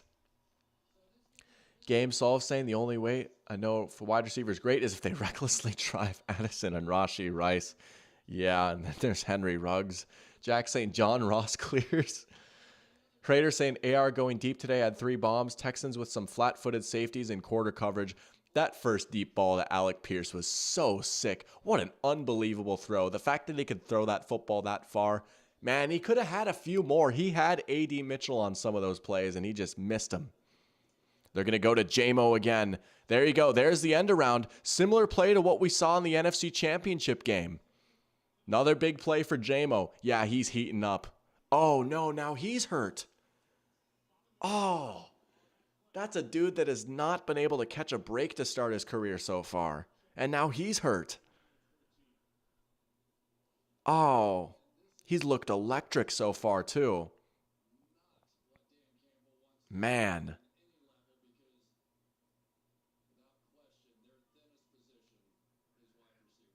Yeah, Chris Collinsworth talking about how wide receiver is thin right now. I mean, Dan Campbell is pretty much begging for someone to step up and be another receiver for him, you know? Man, that is a brutal. Well, there's some injuries early on in this. Man, that's tough. Ouch indeed. Jack says, want a good receiver with a good 40 time? Look no further than DeKalen Zacchaeus Metcalf, drafted 64th overall in the 2019 draft by the Seattle Seahawks. Yeah, no, he was a combine warrior that actually turned out to be a really good player. Sometimes you do hit on those guys, right? And the Seahawks carved out a role for him early on in his career, like be Russ's deep threat, right? Go get the go balls, the moon balls from Russ, and he's developed a little bit more from there. And he's a good receiver. He's more than just a workout warrior. Game solved saying they could have had DK. Everyone could have had DK, man. Everyone could have had DK. They all passed him up. Anybody listen to Brady commenting today? How'd he do? I listened a little bit. I don't know. I wasn't that impressed. Maybe I'll cut him some slack because it was his first time, but I don't know. I think it's a little disappointing to go from Greg Olsen to him. I think that Greg Olsen is so much better, and I think he did so dirty. Like, hey, Greg, you worked your tail off and got really good at this, but we're hiring Tom Brady, so you can go to the B team. Hey, low-key, Fox, give me the Fox B team over the Fox A team. Joe Davis and Greg Olsen, that's a pretty good crew right there, and I like Kevin Burkhardt enough, but Joe Davis and Greg Olsen, in my opinion, is Fox's best crew. I wasn't too enamored with Brady. It was just pretty basic stuff. I don't know. Like, I don't know. I would have hoped for more, I guess. Stupidity says if Carson Wentz, 2 sprains, took the hit that Stafford grabbed his ankle on, he would have left the game. Yeah, Carson Wentz was crazy injury prone. Carson Wentz might be getting like airlifted if he took that hit. I don't know if I should joke about that or not, but Greg Olsen is probably my favorite broadcaster, says Parachamp. Oh, he's awesome. He does such a great job. I love him. You know, it was nice at least that he got to do, no, he didn't get to do the Super Bowl last year. His last game with Kevin Burkhardt was the NFC Championship game. Too bad Olsen hates the Seahawks. Is that a thing? I know he like played there for a little bit. Is that a thing? Did they have like a rough breakup or whatever? Trader says, just give me Kevin touchdown Harlan every weekend and I'm in heaven. Oh, Kevin Harlan has turned into one of the best in the business in both football and basketball. Touchdown, touchdown. Oh, he's electric. I honestly think one of my favorite broadcaster performances ever was Kevin Harlan for the Dolphins-Chargers game week 1 last season. Man, if you go back and watch the highlights of that game, Kevin Harlan was absolutely cooking in that game. That is an all-timer performance from a broadcaster in that game. And he did the Dolphins game today too. He did a good job. He seems to have gotten better at football. Like he's always been good at football, but he just seems to have a little bit more swagger now with his football calls. I love me some Kevin Harlan. Yeah, he's awesome. Stupidity says the moment Stafford actually leaves the game for injury is the moment he retires. I'm calling both games. Yeah. Yeah, Stafford is a tough son of a gun. He's got his hat on right now, which is interesting. So we'll see how that situation folds out. It's 3-3, but it doesn't feel like a low-scoring game necessarily, right? Henry with a good question. I'll get to that here after this play. I've thought about it. That's what I'll say. They'll go to Gibbs. Good start there on first down. You know, I have thought about it. I love broadcasting, right? I had a lot of fun doing it, and I ended up switching up because I just, like, for what I want to do right now, writing makes a lot more sense and gives me a bit more flexibility and location flexibility, which has been big for me too. But, you know, I've always thought, like, if there was, like, some cool, like, high school broadcasting opportunity that opened up or something, like, I would totally consider that, right? Like, I did a lot of it when I was in college, and I always had a lot of fun. I never thought that I'd end up doing writing as my first job, but I really enjoy that too. So it's nice to have options. They're going to stop him short of the sticks there. Jack saying he wishes Harlan didn't have to do the Finns game every other week so he can show some other teams some love. It seems weird. He always seems to be doing the Dolphins games, right? Like just Kevin Harlan, 1 o'clock Dolphins game, crazy aura. Like when Kevin Harlan is calling the Dolphins 1 o'clock game, except for today, like, you know they're about to score 40 points. September Dolphins are goated.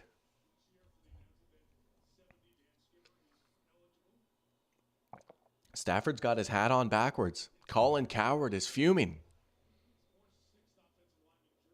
They're just gonna run it here, right? Easy money.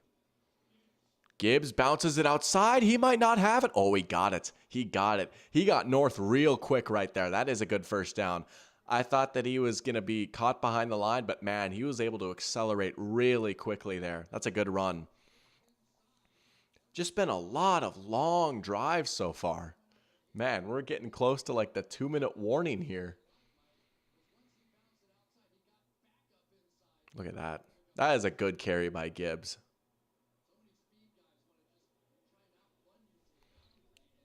All right, 1st and goal now for the Lions.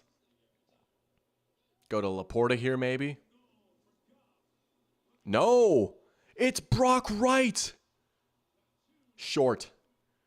Did I have any fantasy disappointments today? I mean, I have Marvin Harrison Jr. in multiple leagues, and he had a big old stinker. That was a big disappointment. That was definitely the biggest one, I would say. Yeah. Every play in this game goes for 3 yards, right? These are two teams just staying on schedule right now. We're going to go to the freaking 2-minute warning already. Again, it's 3-3, but it doesn't feel like a low-scoring game by any means, right? It's just been long drives. That's just been how the game has gone so far.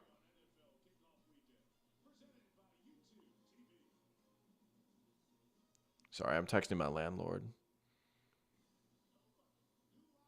He's changing the filter in my air conditioning unit.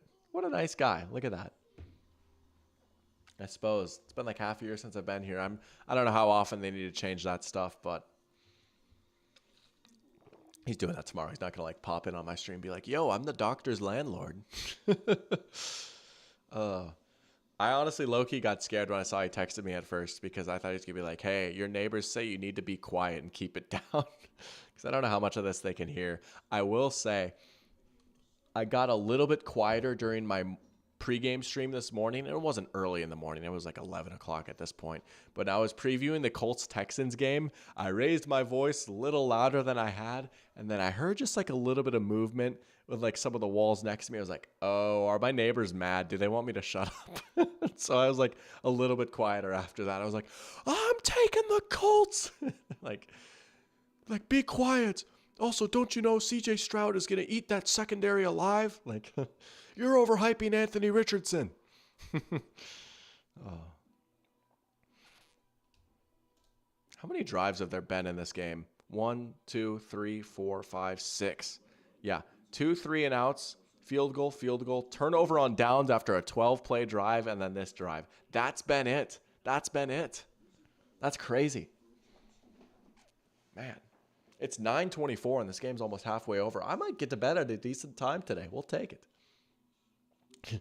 If it's between 8 and 22, shout as much as you want. Oh, I mean, at the end of the day, I don't really care that much, right? Like, honestly, like, it's a town home. Like, everyone can hear everyone a little bit. Like, so be it, right? And, like, if I'm streaming a Vikings game, which the Vikings do play these Rams on Thursday Night Football in late October, right? If the Vikings win, I'm going to be like, rah! You know, so... No, I mean, I'm definitely going to have my fun. I'm not going to live my life in fear of my neighbors, you know. Stupidity saying both of these defenses are just bend but don't break. Yeah, I mean, more or less, right? Because they've been able to get stops and no touchdowns have been scored yet, which is crazy. Again, I know I've said this a lot. I'm just like, that is not how I would have expected this game to go. If you would have told me we'd hit the 2-minute warning of the first half and neither team has scored a touchdown yet, I would have been flabbergasted. But I think we're about to see one right here. Gibbs. Oh, the ball came out. The ball came out. The ball came out. Was he down? He was either short or that was a fumble. I think he might have been short. I think he might have been down, though. It is inside of 2 minutes, so all these players are going to be automatically reviewed now. I think he is short, though. Let's see. Yeah, it's a good hit. There's Cam Curl right there. Oh, actually. Oh, did that break the plane? Hold on. Hold on. That is a heck of an effort to stretch the ball. I think he scored. I think he scored. Oh, it's going to be tough to overrule this, but I don't know. He might have scored that. I think that's a touchdown. Here, this might be a good angle right here. Oh, that's a touchdown. That's a touchdown. I think that's a touchdown. Jahmyr Gibbs stretching the ball and breaking the plane. Jack, I think you might get your wish. You might get your wish. There will be no Monty Vulture, I believe. I think they're going to overturn that. That's big, right? And the Lions do get the ball to start the second half. It's looking good for the Lions right now, I'll say that. Oh, well, I guess you can't see because you can only see the scoreboard. I just glanced over at the ESPN Gamecast screen, right? They've got the game stats leaders. They've got a little drive tracker, right? You guys have seen this all before. On the right, I can't help but notice the standings for the two teams involved in this game. That's crazy. I see a certain team that starts with an M that's on top of the NFC North. Interesting. That's crazy. Stop the count. Stupidity says Rams are in a tough position if this does get overturned. Yeah, I mean, honestly, right? Like, that's going to take more time off the clock, if anything. But I think they're gonna rule it a touchdown. Henry says surprised they didn't have Montgomery as the goal line there. Me too, honestly. Like, and I know Gibbs gets some carries near the goal line, but hey, it was a good run by him, so it worked. But my dynasty team was like, what the heck? I was promised a 15 touchdown season from David Montgomery. Creator saying the glorious AFC South table. Hey, look at that. Texans up on top right now. Yeah, that was a big win for Houston to be able to beat Indy in their own building, right?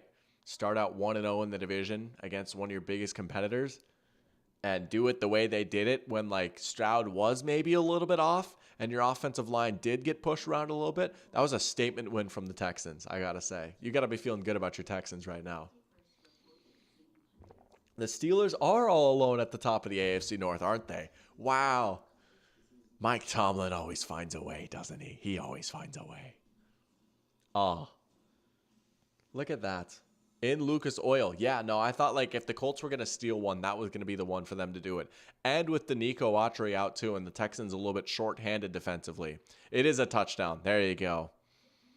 Yeah, that's a great effort by Gibbs right there.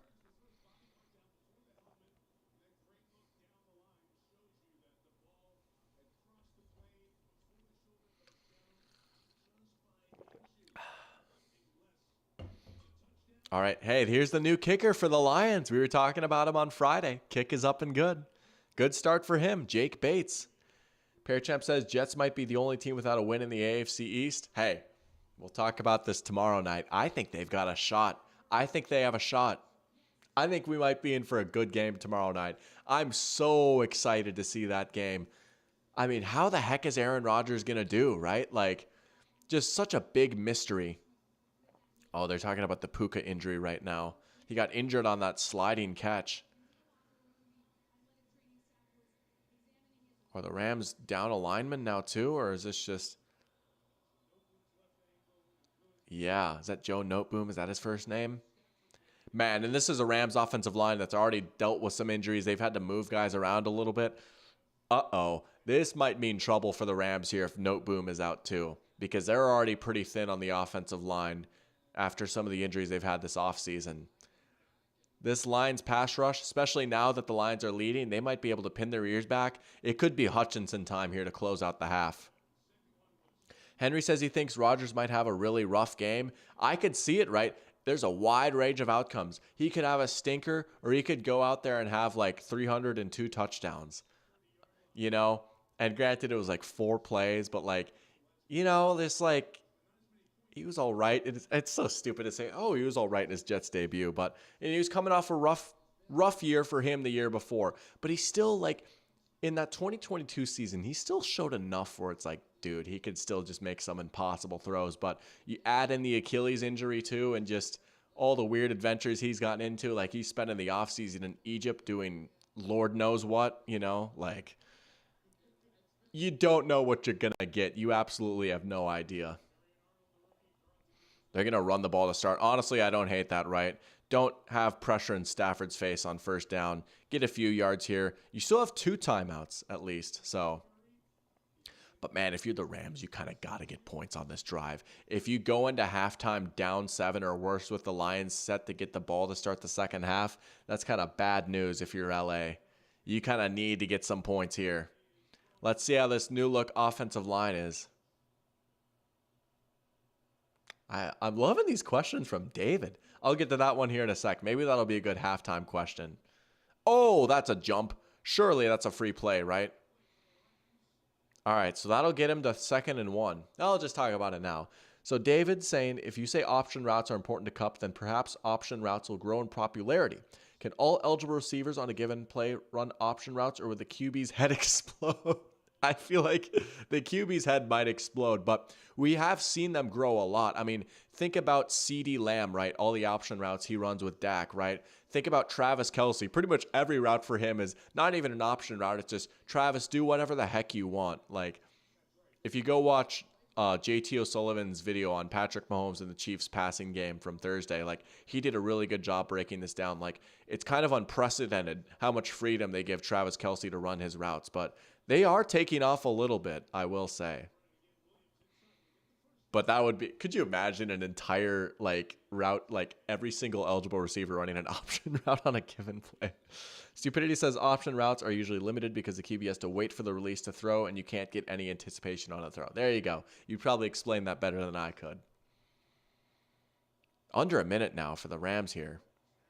Oh, he tried to rifle that to Kupp. JT, what a legend. I love his videos, right? I'm JT O'Sullivan, fired up, ready to go for this one, locked in. Welcome to the QB school. Now he's a funny guy too.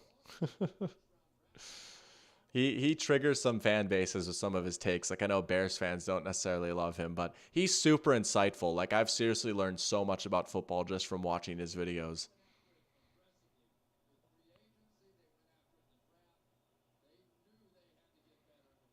Here we go. See Kupp again here, maybe? Look out.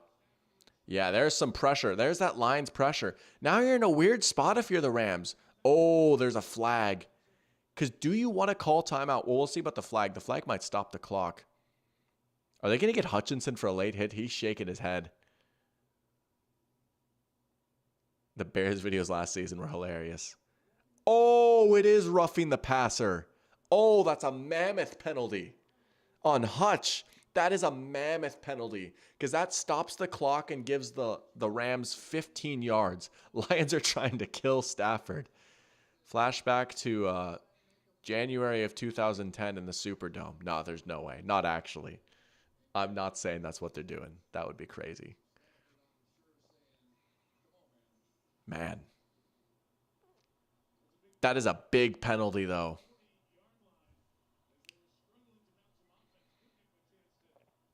JT's the only one talking about Pittman's effort. He catches stuff like that. He talks about that with Thielen a lot, too. There you go. There's the tight end. Parkinson. Rams. Wow, they're already knocking on the door of the end zone here. This is a great response from them. The Bears videos last season were legendary. His like 2-hour-long Justin Fields single game breakdowns. Those were so good. Oh, man. Yeah, the Justin Fields videos were awesome. Every Rams wide receiver runs like Kupp. They've got the Cooper Kupp running academy going. Puka's still out. A lot of pistol for the Rams. I think I already said that, but man, it's just cool to see the pistol coming back. They got to snap that ball. Stafford, look out. Oh, he escaped. He flips it to Kyren. What a play by Stafford. You know, that was something that really surprised me with Matthew Stafford last year, right? I said a lot of times, like, man, Matthew Stafford looks as good as ever. is surprisingly nimble for how old he is and some of the injuries he's dealt with. And he's never been like a super mobile quarterback, but like, look at this. Look at him get out of Aiden Hutchinson and then the little flip pass. Dude, I'm just saying, Matthew Stafford is seriously one of my all-time favorite quarterbacks. I just love the way he plays the position. And I seriously, like, before it's all said and done, I might want to get a Stafford Rams jersey. I don't know. I just love watching him play. I'm loving the third act of Matthew Stafford's career here in LA. I loved him with Detroit too, with Calvin early in his career, and then he had some great years on some poor Lions teams, and they were like always fairly relevant with him. It's cool to like see him be like in a good environment now, and he would have been in a good environment had he stuck it out in Detroit too, but like, man, just the aura is crazy. There's Kupp again quickly. I feel like the white Stafford Rams jersey, like there's just been so many crazy Stafford moments in the white jersey. I don't know. I feel like that'd be a pretty cool one to have. And he went to Georgia. As did I, if you might not know. If you can't tell from the Georgia banner behind me, and there's another Georgia picture. You might not be able to see from the scoreboard, but I remember someone had commented on my videos like, Lewis Cine must be your favorite player. I was like, well, Lewis Cine kind of stinks, so maybe if he saw the field. And then he got cut like a month later.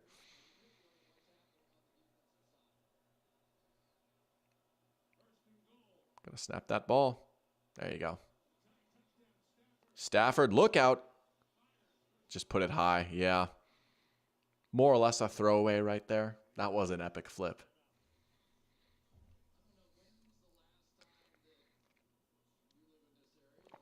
So, can the Rams finish this drive off in the red zone here? That was the story back in January when these teams played. The Rams found themselves in this position a lot, and they just couldn't come away with touchdowns.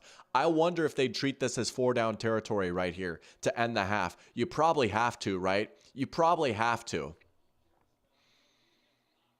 You have one more timeout. Man, that play clock just keeps on going down. Anthony Edwards is my favorite Bulldog. He's up there, man. He's a beast. Plays for my favorite basketball team, and he's good. Oh, no! Oh, no! What a big play for the Lions. That was brutal. Man, that's a game changer right there.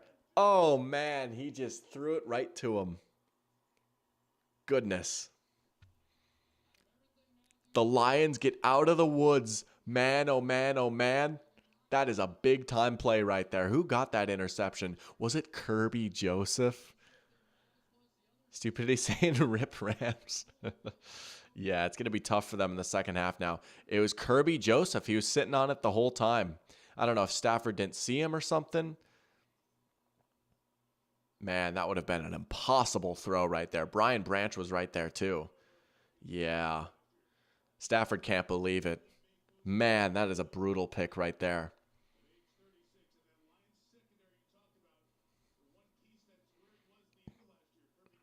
Man, what a tough way to end the half for the Rams. Anything worse than a red zone pick? I don't think so. I mean, that's just such a gut punch, especially at the end of the half. Red zone pick 6, very true. Jair Alexander wanted one of those on Friday. They're going to pass it. Play action. Look out. My goodness. Good thing that Goff held on to the ball there. That's the risk you run, trying to get a little greedy, but they take the sack. They're just going to go into the half. 10-3. 10-3.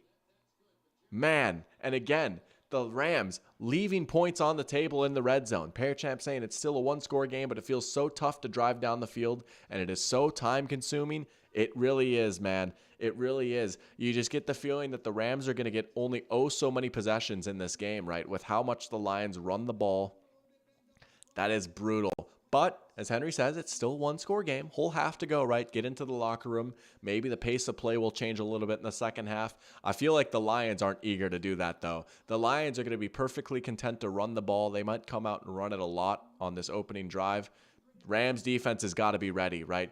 Because right now, the Lions have kind of been gashing them on the ground.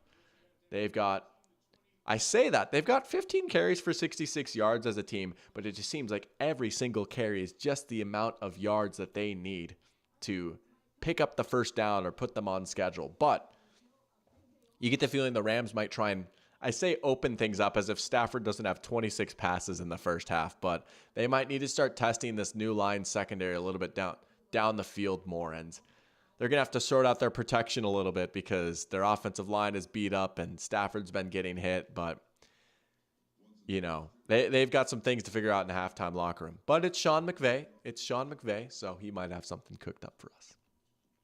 Raider saying this game honestly reminds me of the Rams-Pats Super Bowl. Man, that was a slow slog of a game right there, too. Just very low scoring and just the clock seemed to move quickly. But, yeah, we got a one-score game right here, though. Still a pretty good, entertaining game, right? It's anyone's game. There's still a lot to play for. Part of me was scared that the Lions were just going to run wild on this Rams defense and then it wouldn't be as quite of an interesting game. But we've got a decently close one so far. So we'll definitely take that. And, you know, it's just been an awesome Sunday of football. So, hey, let's take it home nice with a nice Sunday night and a nice Monday night game.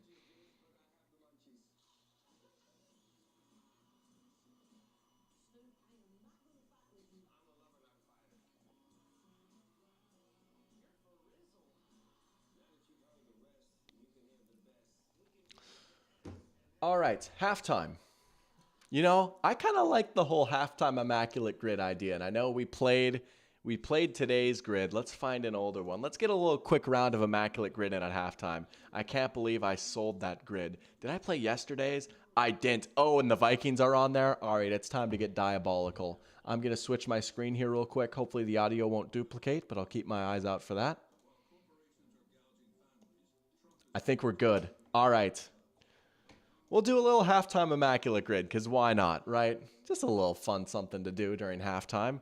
If you missed my stream this morning, I went 8 for 9. I absolutely sold, but we're going to do a little bit better for this one. So we've got Vikings Broncos, Vikings Commanders, Vikings 1,000-yard receiving season. We've got Colts Broncos, Colts Commanders, Colts 1,000-yard receiving season, and then Super Bowl champs for the Broncos, Commanders, and a 1,000-yard receiver. Stupidity saying, hey, Colts, Broncos, I know this one. We're going to try and get in our bag for this one because these are some teams that I know some deeper players for. I know a weird amount about the Colts because my best friend growing up was a big Colts fan, and I played with the Colts a lot in Madden, so I know guys like Ryan Elijah and like Gary Brackett and all that. So we'll see if we can get some sicko pulls, and obviously the Vikings. I mean, I will not accept any double-digit % answers for the Vikings. We're going to get a little weird with it. All right, I say that. We got to get in our bag here. Vikings Commanders. Madieu Williams, right? I think he played for Washington. Let's go. Madieu Williams, 0.08%. He was a safety on the 09 Vikings. That was the team that got me into football in the first place. And then he went to Washington to end his career. Let's go. Madieu Williams to start us off. That's crazy. All right. Vikings Broncos. What can we get for Vikings Broncos? Let's see. Did we have anyone recently come over from the Broncos? We'll come back to that one, as crazy as that sounds. You're saying Colts Broncos. I know that one. Obviously, Peyton Manning is the obvious one. Brandon Stokely, I believe, is another good one for that. I've got a good one for Colts Commanders. How about Mr. PEDs himself, LaRon Landry? Yeah, let's go. LaRon Landry, 1%. What a hard hitter he was. He was fun to use in Madden. LaRon Landry. Case Keenum's a good one for Vikings Broncos. That's the obvious one, right? I sometimes forget Case Keenum played for the Broncos. He went there after we got Kirk. That's right. Yeah. LaRon Landry is crazy, though. Vikings 1,000-yard receiver. There's a few ways you could go with that, too, right? Sidney Rice is the first one I'm thinking of, right? He went for over 1,200 yards with Favre as his quarterback in 09. Never hit those heights again, but he had a solid career. Let's see. Other Vikings 1,000-yard receivers. Obviously, there's Diggs and there's Thielen. I wonder if Jake Reed ever got to 1,000 yards or if Anthony Carter did. I think Anthony Carter did back in like the 80s. Should I rip Anthony Carter? Nah, we're gonna. Am I gonna wimp out and play it safe? Because what if he like just missed it out? I know Sidney Rice got 1,000 though. We'll go Sidney Rice. 5%. We'll live with that. Randy Moss would have been a good one too, right? Vikings honestly have a lineage of great receivers. Maybe could have got Ahmad Rashad there too for another one of those throwbacks. But we'll go Sidney Rice. He was goated in 2009, him and Favre. 3 touchdowns against the Cowboys in the playoffs. He was a beast. Chris Carter would have been a good one too, right? Yeah. Moss, Carter. Then you have Jefferson now. You had Diggs and Thielen and Harvin. And yeah, crazy lineage for the Vikings receivers. But, all right, so we've got Case Keenum in our mind for Vikings Broncos. Can we go a little bit deeper, though? Let's just think of some weirdos, right? Like, man, I'm trying to think of, like, obscure Vikings. Bobby Wagner's for Commanders Super Bowl champion. That would count, wouldn't it? That would count, wouldn't it? Yeah, I suppose. Well, I wonder if they have to have won it with that team during the Super Bowl winning season. Oh, so it wouldn't have counted. All right, so we got to think of like some older Commanders. What about Russ Grimm, the Hall of Fame offensive lineman, part of the Hogs? Russ Grimm, 3%. Nice. I think he's in the Hall of Fame. Broncos Super Bowl champ. Let's go with some obscure rando from the 2015 team. Was Darian Stewart on that team? I don't want to guess that. I don't know for a fact if he was or wasn't. Like who were their linemen? Like was Louis Vasquez on their team still? Did he retire that year? Oh, what if he retired with a different team? Oh, we're going to do it. No, did I get it wrong? 1, 2, 3, 4, 5. Oh, I didn't guess it. That's a sign. I'm going to guess someone else. Brock Osweiler's a good one, right? The backup quarterback who actually played a decent amount for them. Big Brock Osweiler. CJ Anderson was their running back. We'll do CJ Anderson. 2%. Look at big CJ Anderson. I should have gone with Brock, though. And then Super Bowl champ, 1,000-yard receiving season. I mean, there's like so many different guys you can think of for that. Let's think of like an older receiver from a Super Bowl champion team. Like I'm talking like, did Fred Blitkinoff? I don't know if I said his name right. He had to have gotten 1,000 yards, right? Yeah, 0.5%. Nice. Has to be a ring while playing for that team. All right. Colts, 1,000-yard receiver.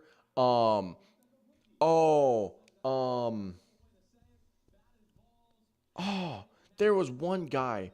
I'm trying to remember his name. He got a random 1,000-yard season playing with Peyton Manning. Oh, what's his name? Was it Anthony Gonzalez? Did he get to 1,000 yards? I don't think he did.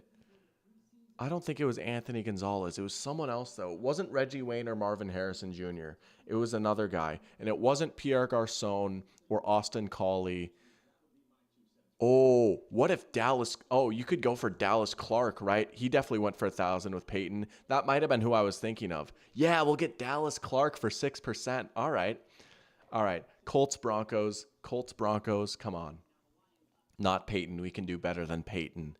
Dante Moncrief. That would have been a crazy pull. I don't think he quite got 1K with luck. Maybe he did. I don't think he quite got that much, though. Colts, Broncos.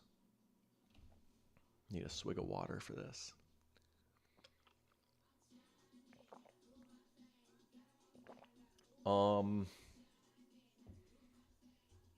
Not Vontae Davis. He played for the Dolphins. Vontae Davis was crazy. Remember him? He was so good with the Colts. Yikes.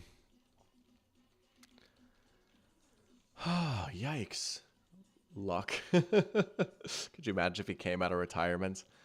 Well, we will go with Brandon Stokely. All right, 11%. We'll live with that. Vikings, Broncos, come on, doctor. You got to get him a D.U. Williams level pull here. I mean, I'm trying to think of like old Vikings defenders or running backs or something like that. Man, I don't know why Case Keenum is the only one that we've come up with so far for this team. Man, let's see. Definitely like none of their young, like older linemen like Bryant McKinney or Steve Hutchinson or John Sullivan. or Anthony Herrera. That's a crazy pull. I wish I could pull out Anthony Herrera for one of these. I mean, I'm trying to think of like some of their like defensive players, like no Chad Greenway or Ray Edwards or anything like that. Man, why is this one so tough? Vikings Broncos. Why is this one like so troubling outside of Case Keenum? We might just take the L and do Case Keenum and see what other ones we can come up with in the interest of speed. That's brutal though, to get maybe the most common answer for your favorite team. Just a disgusting feeling. Did Riley Reef ever play for the Broncos? I did not know that. Well, let's see. Let's see what Pro Roof. Wow, Gary Zimmerman, our literal Hall of Famer. He did play for the Broncos for a little bit, didn't he? That's crazy. Teddy, bro, Teddy played for the Broncos. Like, this is just stuff I forget about. That's crazy. Let's sort by approximate value.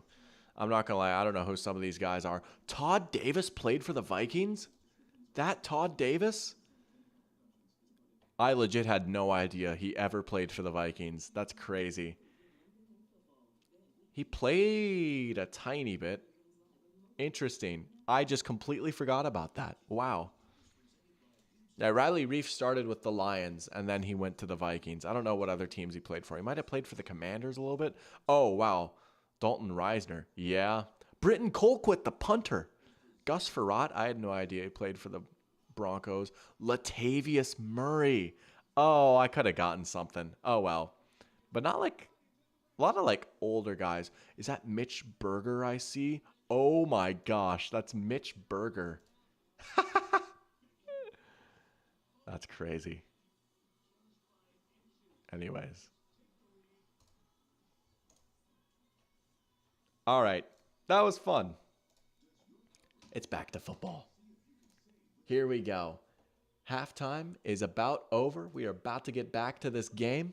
That was a fun little halftime Immaculate Grid. That might be a little stream tradition. I like playing my games here. Maybe at some point we'll have a little quiz action. We'll see, something like that. But I like playing with my brain a little bit. But I got to get back in my bag with Immaculate Grids. Like there are some times I'll just have like an all-timer of a day. But you know what? That was immaculate. So we did get all the squares. We kept it under 100. We'll live with that. All right. What can we see from this Rams defense here to start things out in the second half? And what can we see from this Lions offense? Like, if you're the Lions, right, you just got to keep running that ball. Like, you have been sustaining a lot of long drives, keeping this Rams offense off the field. I wonder what the time of possession is looking like. I stand corrected. The Rams actually have the advantage in time of possession. That's crazy. It feels like the Lions' drives have just lasted so much longer, though. That's probably just because they've gotten more points out of them. But here we go. Here's the dynamic kickoff. We did see our first return touchdown today. That was pretty sick. But they'll let that one go out.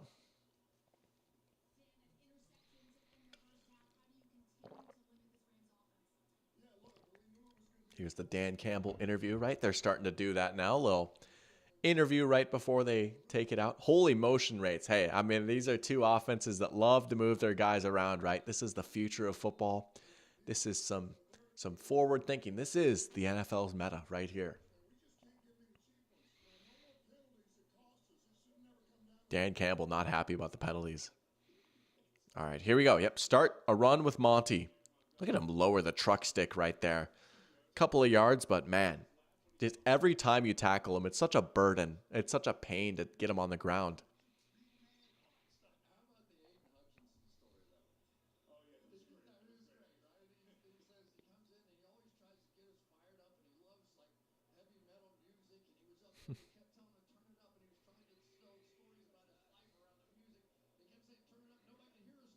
I'll go back to him again.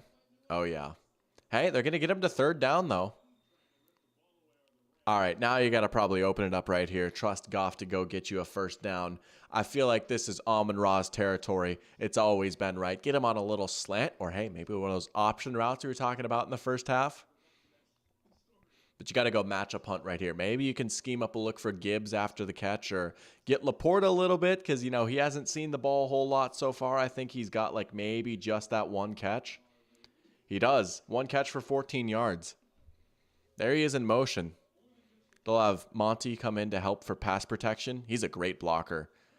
All sorts of time. Oh, that's a big tackle. Look at that. Forced an incompletion. Was that Troy Reeder? Wow. 3 and out to start things off. They were looking for Jameson Williams. All right, it's good to see him back out there. But yeah, he just got leveled right there. Rams defense rallying to the ball quickly. Oh, they're going to respot it on the other hash. There's no way they fake it here, right? That would be very Dan Campbell-esque. Nah, they would just straight up go for it if they wanted to. Although they did fake it in their season opener last year against the Chiefs. Now we got a punt right here. There is Kyren. He really is returning punts. What a punt. Oh, no. Oh, that's tough. That was an awesome punt from Jack Fox right there. Just wasn't quite able to cover it up. They really do be having Kyren Williams return punts. That's crazy. That was a nice bounce, though, right? You're just going full speed, and then you slide across the turf a little bit and goes into the end zone.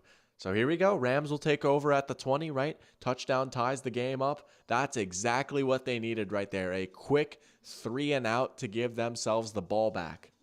Now, what are they going to do here in the second half, right? I talked about I want to see them maybe try and open things up and take a shot downfield. But in order to do that, you kind of got to get Stafford some time, and he has not really had a whole lot of time so far. So I'm curious what exactly they're going to do with their protection, and I'm not going to act like I know everything about offensive lineman protection sets and everything like that. I'm trying to learn a little bit more. I've been watching some videos trying to learn, but I won't sit here and say right now, like, oh, they got to do a full slide or whatever and stuff like that. Like, I only vaguely know what that means right now, so I want to be, like, a little bit more educated before I'm saying, like, this is how Sean McVay needs to run his protections, you know.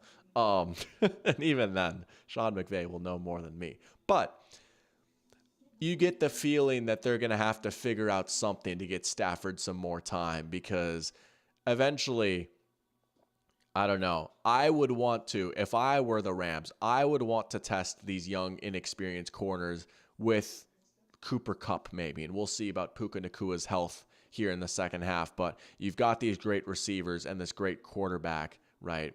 You were able to brutalize the secondary last time around. Why not give it another try here? But maybe not on first down. Maybe see how your first down play goes and then figure it out from there.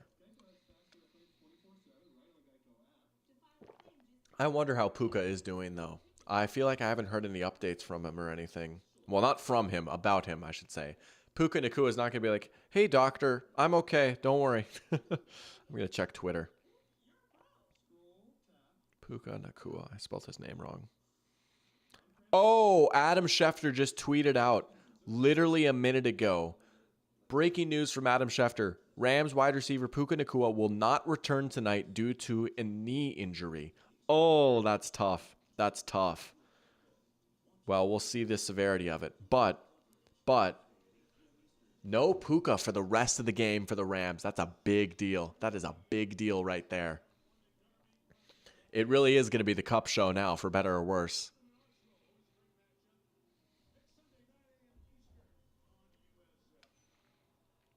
Yeah, let's start off with a run. Not able to get the edge. Jack Campbell making a play. There you go. There's their first-round pick from a year ago. One of their 2 first-round picks. Yeah. Oh, Puka's going on a cart. Oh, that's so sad. Man. Rising star in this league. Absolute superstar last year. Getting carted off with a knee injury. You can only hope for the best. Dang. 2nd and 11.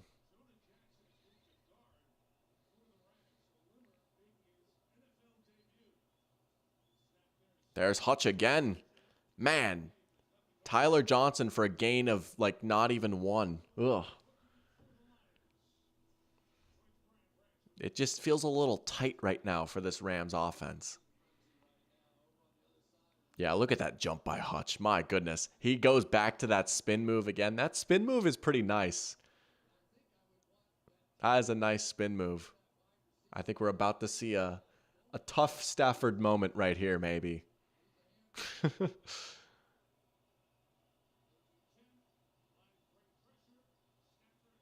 Oh my goodness, yes he was. Wow, that was a risky throw. Man, he just does not seem to be seeing those safeties very well. Brian Branch could have easily got that one. Stafford does not seem to be seeing the field as well today. Let's see this angle here. Let's see what was exactly happening.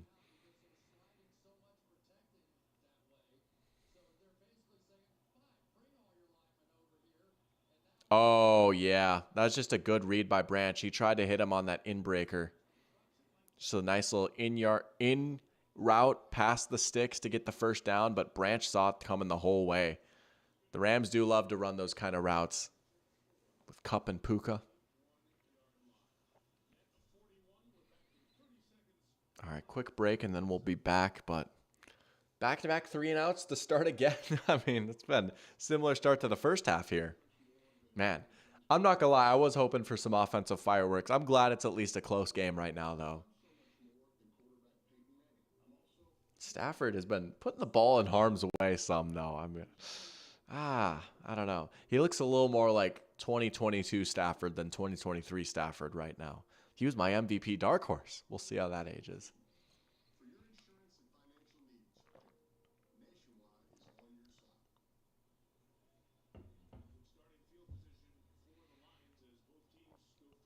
Look at Goff with the golden captain's patch. I remember when they first started doing that, like once you accrued, I don't know if that's the right word to use or not. Once you had enough years of captaincy, then they golded out the C. I thought that was so sick when I was a kid. The captain patches are sick. Stafford's age is showing a little bit. You know, and it's weird because like he did have that nice escape on Hutchinson with the little flip pass. Like physically he's still shown us some, but it's not been his best performance here tonight. 5 yards to start off for David Montgomery.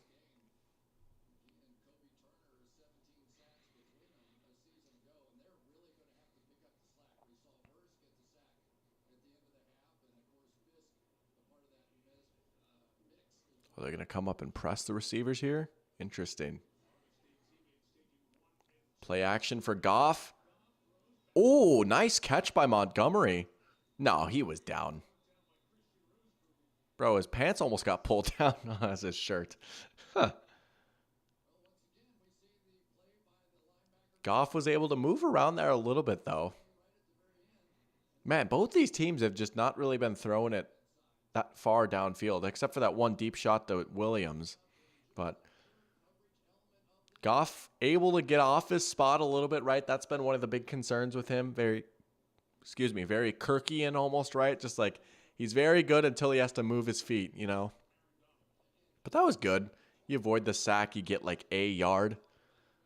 This might be 4-down territory here for Dan Campbell. It really might be. Now they're going to go deep. Oh, it's a coverage bust. Jameson Williams to the end zone.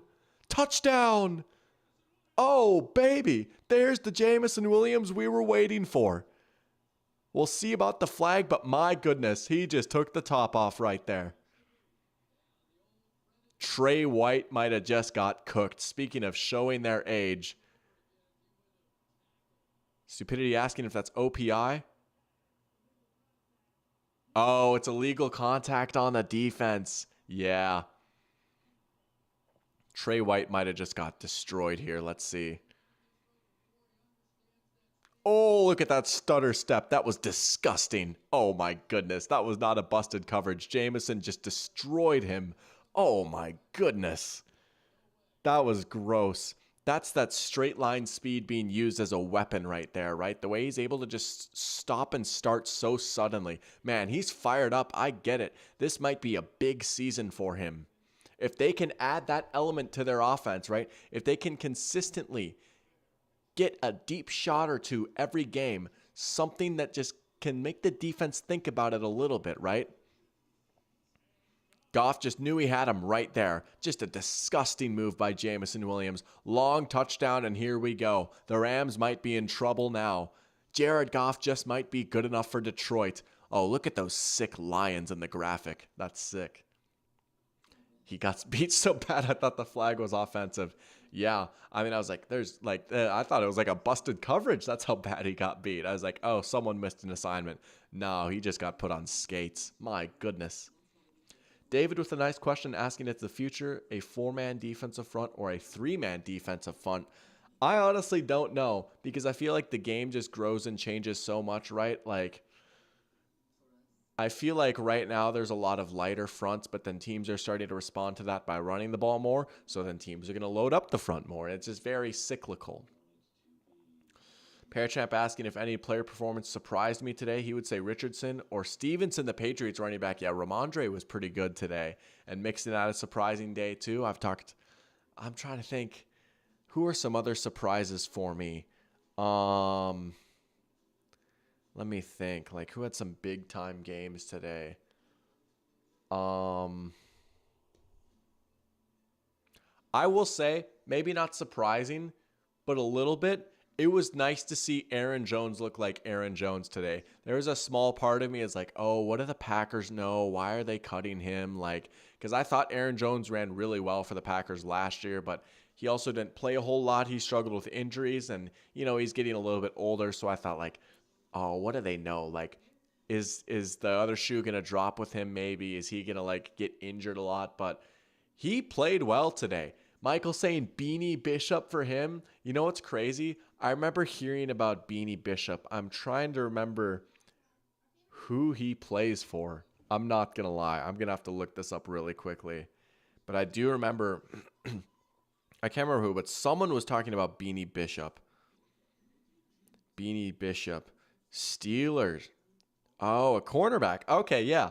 I was really honed in on like how Joey Porter Jr. was going to do against Drake London, which I don't know if he followed London or not, but London had 2 catches for 15 yards. How did Beanie Bishop do today? I mean, obviously, clearly the Steelers defense balled out, but that's awesome to hear that Beanie Bishop had a nice game. Wasn't he like an undrafted free agent for the Steelers, right?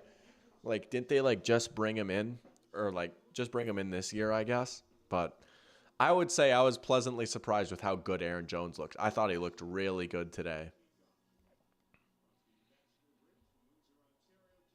And I was maybe not disappointed, but I seen Ed Ingram get violated. I was like, uh-oh, we still got to figure out the guard position, don't we? I know he was a bit of a surprise last year and like, oh, maybe he's not the worst starting player in all of football. And it's Dexter Lawrence, so I get it, but Ed Ingram kind of got violated today. Edward. All right. Rams have got to get serious if they want to come back and get in this game right here, man. I mean, another 3 and out is just not going to do it. This crowd is going to be going bananas now after that big touchdown. What do you got, Sean McVay? Stafford with another flip. That one's not going to work, though. Anzalone has been everywhere today. He is having himself a game. Alex Anzalone is flying all over the field. Michael says whenever an undrafted rookie corner doesn't get picked on, that's a surprise for me. Oh, that's legit, right? You feel like they would just have like the target on his head the whole game, but that's good to hear. That's good to hear. Beanie Bishop. Love saying that name, too.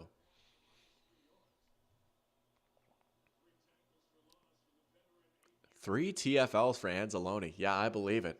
He's been making plays. They're going to go back. They've been doing a lot of those outside runs. Why was that Kyron there? They've been doing a lot of those, trying to get to the perimeter. That was Kyron. They did a few of those with Ronnie Rivers earlier in the game. Man, it's 3rd and 10. This is just not where you want to live. Yeah, look, they're showing a graphic right now with the Lions' offensive line. They've got a suspension. And then Rob Havenstein. I never know how to say his name, but he's inactive. They've just been shuffling so many different guys around. Injury bug is already causing the Rams' offense to become basic. Yeah. This looks a lot more like the 2022 Rams so far than the 2023 Rams. Got to snap that ball. There you go. And it's just a screen to Cooper Kupp. Who's gonna get it? Wow. Kupp was able to get it. He's able to fight for those extra few yards right there. He's a good player after the catch. Wow. They desperately needed that. Just bunch 3 receivers up right there. And then just, yeah, open a hole for Kupp. Those are some nice blocks downfield. He just had to make one man miss. There you go. So weird seeing 18 receiver for the Rams. I always think of Ben Skoranek, but it's Tyler Johnson now. Play action. Stafford's got some time. There's Kupp. There's Kupp. Oh, I guess it was between Kupp or Baker for one of my dynasty teams, and Baker is obviously pretty good, but I've got Kupp in that league too. Kupp is fighting to win right now. He's probably been their best player. He's got 8 for 64. Yeah, they're going to feed him. I mean, that's the tough thing, right? Is that Cooper Kupp and Puka Nacua is such a ridiculous duo, but it's pretty thin after that. So it really is going to be the Kupp show now, probably. And Stafford does like to lock on to his guy. Remember when they tried to bring in Allen Robinson, and then that just did not work? Play action. There's Tyler Johnson. Man, but just like they're throwing it behind the line so much, and this Lions defense has been able to rally to the ball quickly. Was that Terrion Arnold making the play? There's a nice play for the Rook right there.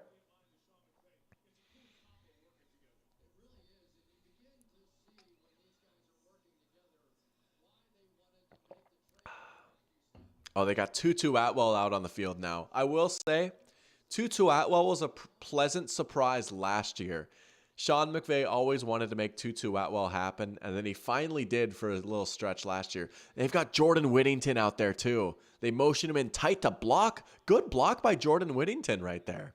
Hey, if you block, you will see the field for Sean McVay, that's for sure. Jordan Whittington out of Texas. I can't remember where he was drafted, but he was a preseason darling. Look at that. Just a nice little block to help open the hole right there. A good, honest run for Kyren. This is a little bit better from the Rams now. So easy to find Brian Branch with that like green mouth guard stuck on his helmet. Almost looks like gum. Kirk used to have a pink one like that.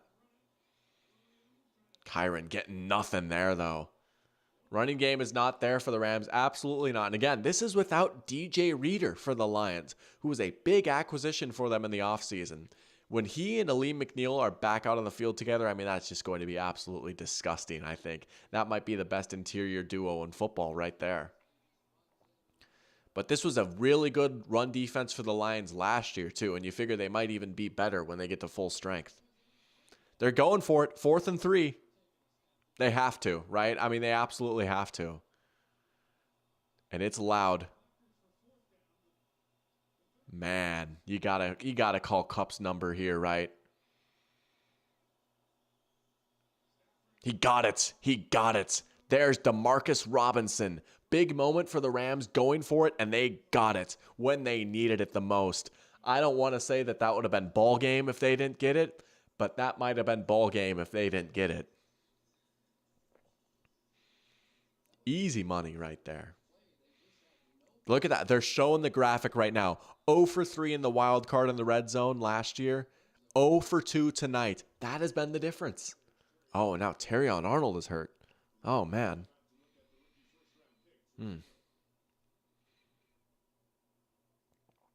Stafford has thrown the ball 33 times, 22 for 33, 165 and a pick. Definitely not his best performance, right? I mean, that interception was just brutal. Cost them at least 4 points.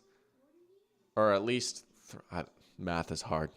It's been a long day of sitting in front of screens. It cost them points. And he might be shaken up a little bit, but you know, they're still in it. They've still got a fighting chance. Yeah, Cooper Kupp has 12 targets. The next closest Ram has 4. That's crazy. Cooper Kupp has 7 more targets than any other player out on the field. I'm shocked. This actually didn't even really occur to me until just now. Amon-Ra St. Brown has 2 catches for 8 yards. That's crazy. He was such a big part of their offense last year. He was good for like 7 catches a game.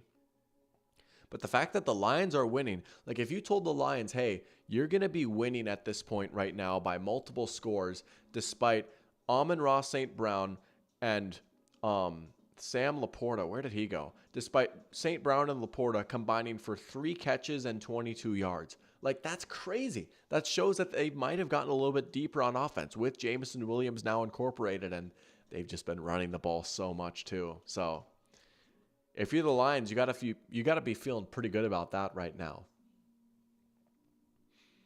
Oh, let's go. The Chicago Fire commercials. 3 shows, 1 Chicago.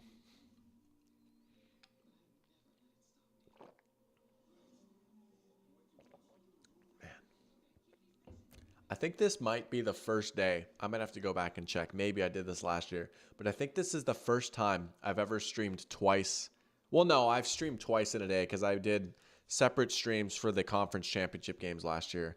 But I think this might be the first time I did a pregame stream and then a game stream on the same day. That's crazy. I can't remember for sure, though, if I did or didn't. But it's been fun. And we got one more tomorrow night. Like I said earlier, I probably won't be going live for every single primetime game, but I'm going to try and go live for a lot of them, that's for sure. They're showing the teaser for the Sunday night game next week. That's going to be an interesting one. Bears, Texans, both those teams with big wins. Can the Bears offense look maybe a little bit better? Oh, they're going to hand it to Kupp now. Not much doing there, though. Man, the Lions have been really strong out on the edges so far right now. They have not let these Rams runners really get down the sideline. Pierre Champ asking which rookie/year 1 QB played the best in my opinion. Jaden Daniels seemed to be the best rookie, and CJ Stroud had the best performance thanks to the throwing and running game plan. You know, Stroud probably was the best, honestly. Like, Caleb Williams wasn't that strong, right? Obviously, JJ McCarthy didn't play. Bo Nix, I didn't think was very strong. Jaden Daniels was a little better than I thought he would be today. I'll give him credit. And obviously it wasn't like a crazy performance from him or the Commanders, but a lot of that is just, I don't know, like they've just still got a ways to go as a team, I think. But Jaden ran pretty well. He had a few nice throws, right? Like, yeah, he played a little better than I thought he would today. I thought he was going to be maybe a disaster against these blitzes from Todd Bowles. And Bowles did get him a few times, right? And there's maybe a few times where he like walked his way into a sack, but it's his first NFL start ever, right? You can't kill the guy for it. So, yeah. Daniels was pretty good, and Stroud was pretty nice too. You know, he had a few turnover-worthy plays maybe, but at the end of the day, he made some nice plays. How about that throw when he was like laying down? That was pretty good too. Stafford's gonna go to the end zone for Kupp over his head. Kupp wants a flag. Oh, they're gonna get a late flag. Lions are not happy about it. Flag coming in late. They're looking for Kupp. I'd have to imagine it'll probably be defensive holding based off the fact that we couldn't see the flag on the screen, and like they didn't seem to touch him as much once the ball went over his head. And then you could say like that's an uncatchable pass, but they might get him for defensive holding here. Is that Carlton Davis? Oh, it is going to be PI. Oh, well, interesting. So Carlton Davis maybe got a little bit of a grab on Demarcus Robinson, but they called Terrion Arnold for it. Let's see what he did. Oh, yeah, he grabbed him a little bit too. Yeah, you could have got either of those. I get it. You could probably call one of those and be like, yeah, that's a penalty. But here you go. 1st and goal. Rams need to figure out how they can score in this short, condensed space now, though, right? This has been their bugaboo. You got Kupp in the slot. Last time, back in January, they tried to send him on a corner route, and they just missed it, but that was like their best chance to score. Do they try something similar? They're going to run it with Kyren. He's in. Touchdown. All right, here we go. That is a big, big drive from the Rams right there. They pick up the 4th down, and they finally score in the end zone, or score in the red zone, excuse me. First touchdown of the season for the Rams. It's Kyren Williams. Ford Field faithful not super happy right now. I get that, right? You get a flag called on you in a high leverage moment, and then the Rams are able to turn around and punch it right in. But that's a big answer. That's a big answer. We got a game still. We got a game.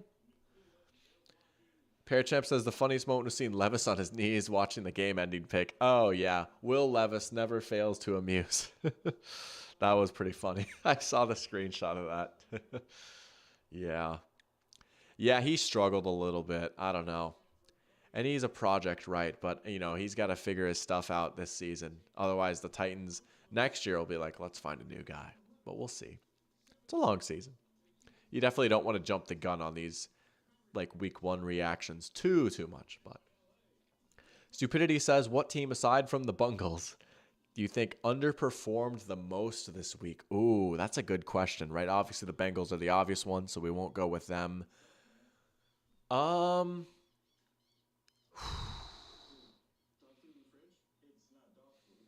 Falcons probably, right? I mean, to get beat in your own building with the first game with your brand new quarterback and playoff expectations, and you just made moves for Justin Simmons and Matthew Judon, so you seem pretty committed to trying to win this year, right? Bringing in those older defensive vets. Parachamp agreeing with me saying the Falcons, but the Steelers defense is really good. Honestly, Michael with a good shout with the Panthers too. I mean, if you lost, but it was close and Bryce looked good, I get that. But to get absolutely eviscerated and look like you don't even belong in the same league as the Saints, that's pretty bad. That's pretty bad. I feel for the Panthers fans right now. I mean, man, their defense is pretty... Derek Carr was stunting on them.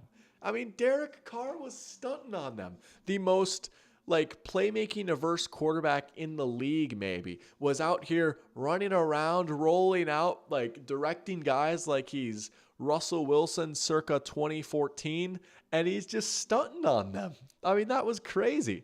Green Gandalf making a fair point. Did the Panthers have any expectations after last season? No, definitely not, right? If they didn't win that game, that's fair. But to just look like the worst team in the league again, week 1, that's got to be pretty disheartening, right? And Bryce, from what I saw, didn't look that great.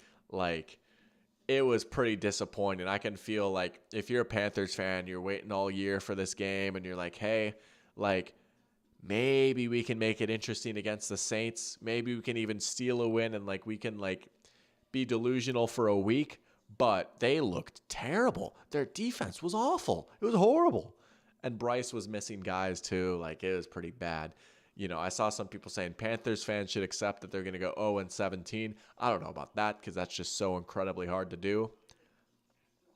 Could they win 2 games again? Maybe. Yeah, and they didn't even get their first round pick last year. Yeah, at least they'll have it this year.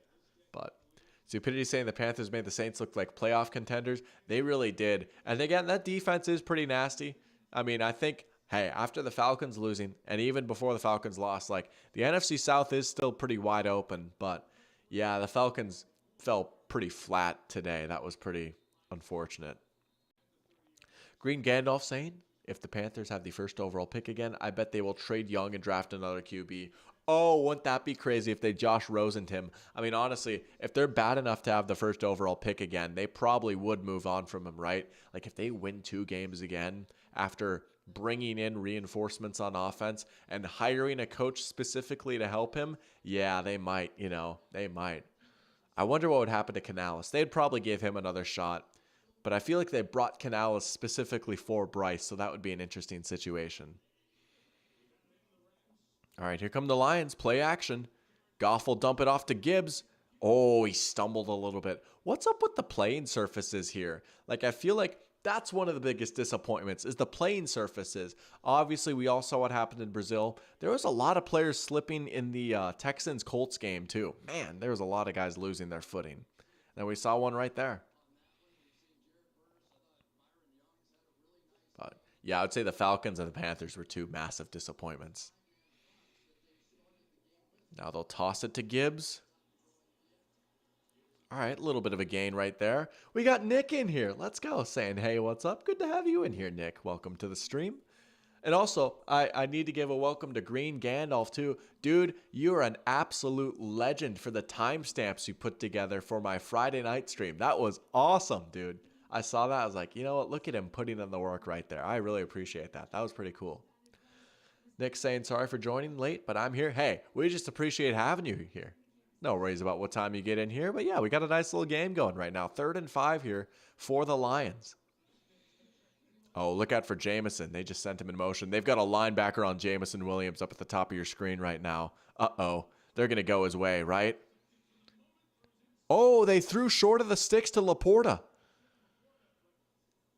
Interesting decision here for Daniel Campbell. MCDC, are we going to put on the diapers again?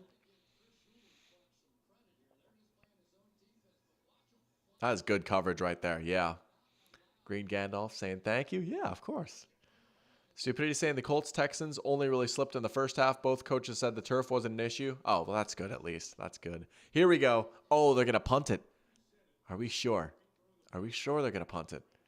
Yeah, they actually do punt it. Rams are getting the ball back with a chance to tie it up here. That's crazy. Kyron's going to let it bounce. Oh, that was... I don't know if I would have fallen on that, Kyron. I would have just let them touch it. I don't know. That made me a little nervous right there. But least Dan Campbell move. Yeah, that is crazy. I don't know. They could have... I don't know. Dan Campbell knows better. But I look at that. We got a little more props for Green Gandalf. I saw that at work yesterday. I was like, oh, let's go. That's awesome.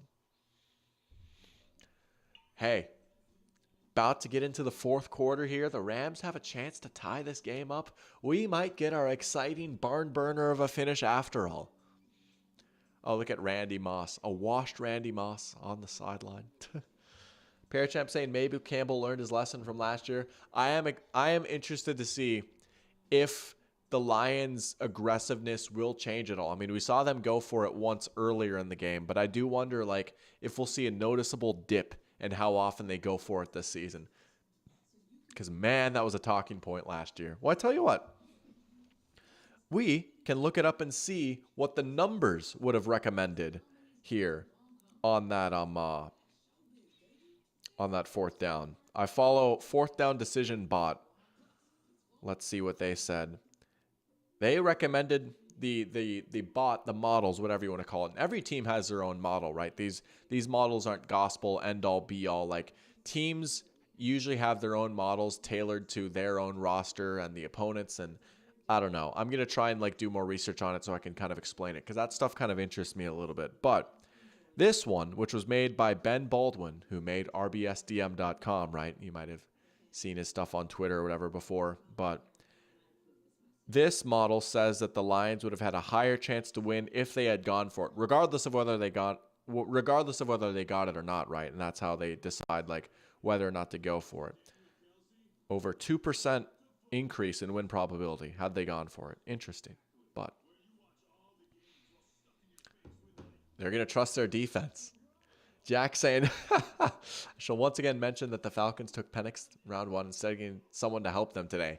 Yeah, and it's an interesting way to look at it, right? Because you could say that, or it could be like, maybe they knew. But if they knew, if someone's like, oh, like the March Falcons made a mistake and the April Falcons fixed it, it's like, dude, why would you do that in the first place then? Like, I don't know.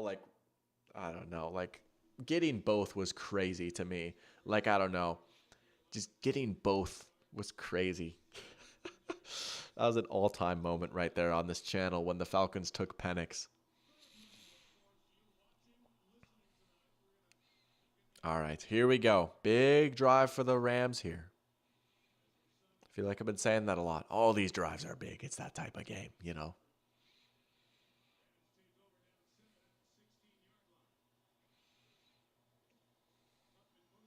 Oh, Kyron got popped. Brian Branch coming down from his perch at safety, right? They said they were going to play him more at safety this year instead of nickel. That's been another big talking piece. Stupidity says drafting a QB in a draft where 6 QBs go and the first 12 picks is bad voodoo. Yeah, I mean, oh, hey, your Colts, right? You guys got to reap the rewards of that, right? First defensive player in the draft falls all the way to you at 15, right? Like, man, last year was a good year to not need a QB too, because you could kind of sit in the middle of the first round and feel pretty good. Oh, Tyler Johnson with a little turn. Oh, Tyler Johnson breaking ankles. Stiff arm. Still going. Oh, I got nervous when Anzalone was going for the ball. Tyler Johnson breakout in the year 2024. Are we seeing it? Tyler Johnson, bro. That's crazy. Dude, He was so nice at the University of Minnesota, and he got drafted by the Buccaneers, and he was a rookie when Tom Brady's first year was there. So his rookie year is 2020. Tom Brady could not stop raving about Tyler Johnson. He loved Tyler Johnson. He kept saying, like, we need to get this dude the ball more. He loved Tyler Johnson. That's so sick to see him out here making plays now. I'm about to go pick up Tyler Johnson in Dynasty real quick. Do the Rams really need another good receiver? Dude, the Sean McVay wide receiver factory. Sean McVay University, baby. Let's go. Let's go get Tyler Johnson right now. He better still be available. Can I just search for a player? Search, yeah. Tyler Johnson. I'm going to make a claim for him right now. Who should I drop? I can drop Khalif Raymond. All right. Made a claim from him in one league. That play alone is like, all right, let me get this dude on the team. Hey, if Puka's down though, right? We all thought, oh, it might be Jordan Whittington. What if it's Tyler Johnson? That's so sick. I remember I had a Madden franchise back that I started up that year, and I did it for a few years. And I had Tyler Johnson. I signed him to the Vikings, and I just developed him like crazy and made him my slot receiver. Stupidity says the Colts would like to trade for a Rams wide receiver. They can have one of our homegrown linebackers from our factory. Yo, the Colts really do be churning out linebackers right now. You got Zaire Franklin and EJ Speed out there. Yeah. Oh, that would be a mutually beneficial trade. Although I'll be excited to see Josh Downs come back, hopefully soon, and that'll help things out too. I feel like having Downs might have, I don't know. Like, Richardson was going to AD a lot, and man, they had him, and Richardson was missing them, but to have that third option and Downs too, I feel like that'd be pretty good. He slides in pretty easily in the slot role. Excuse me. But, all right, we have one claim in for Tyler Johnson. We'll put one in for him here too. No, we won't. This is a smaller league. But Tyler Johnson, baby. Tyler Johnson. Oh, fourth quarter. We've had a good one. You know what? This game has lived up to the hype in one way or another after all, right? It has.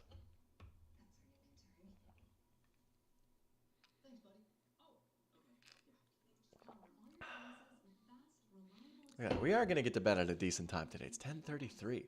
You know, I do miss the central time zone for watching these games. Oh, the games would get done just a little after 10 instead of a little after 11. That was nice. You don't have to wait till all the way at 1 o'clock. Could start at noon instead. Yo, is that a light show with a lion eating the Rams logo? That's so sick.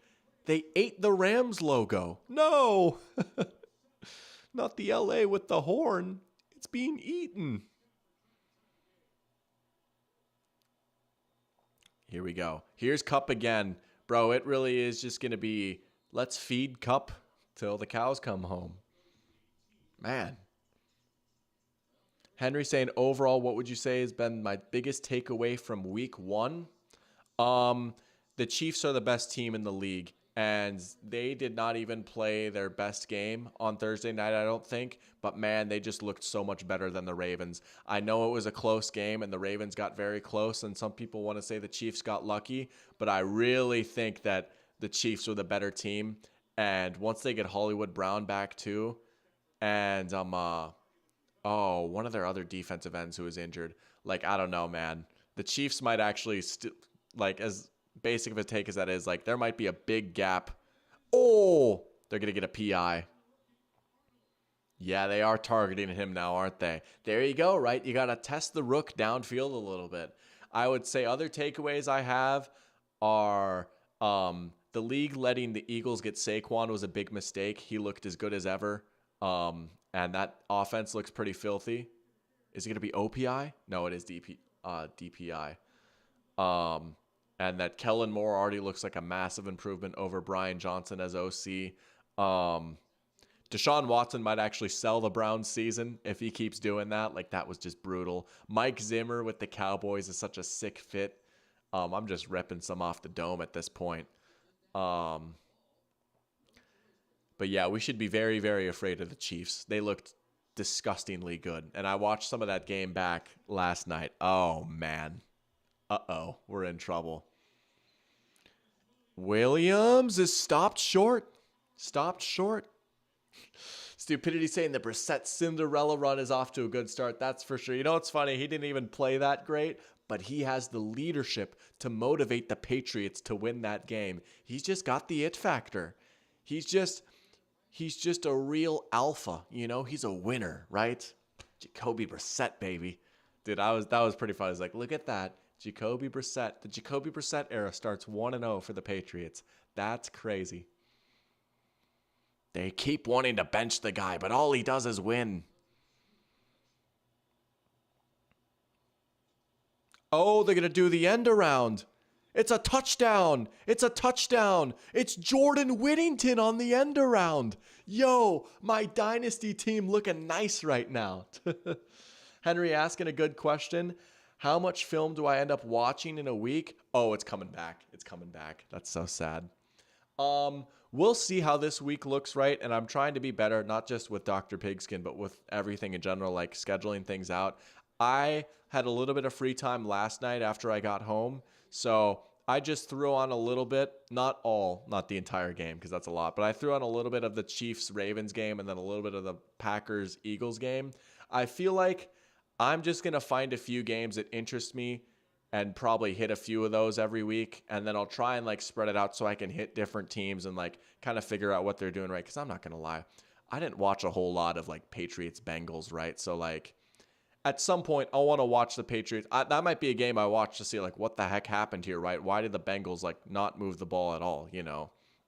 But, no, I threw on a little bit of Chiefs Ravens and then Eagles, Packers. And another takeaway I have, you know, I don't know. I didn't think Jordan Love was that bad in that game. He had a few misses and that interception was bad, but he just had a lot of bad breaks not go his way. Receivers slipping, a few dropped passes, some terrible penalties wiping away big plays. I honestly think a lot of people were overreacting to Jordan Love's performance. I thought he gave like a solid even B effort, you know. He can do better, but I didn't think he was a disaster. Here we go. 3rd and goal, baby. Here we go.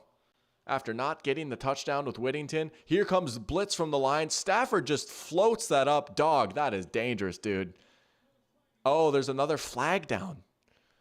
Stafford, bro, that was a curious decision to just throw that up. Oh, it's going to be a holding. Man, the Rams just keep hurting themselves in the red zone. They'll probably kick it here, right? That seems to be the Sean McVay thing to do. They will probably kick it. They're a little far out to go for it, probably. Yeah, it is another brutal holding. Man, back-to-back holdings. Let's see this. I mean, you got Hutch on like the 3rd string left tackle now. Yeah. And even if he didn't hold, they were not getting anything off. Yeah, they're going to kick it here. Joshua Carty. Interesting.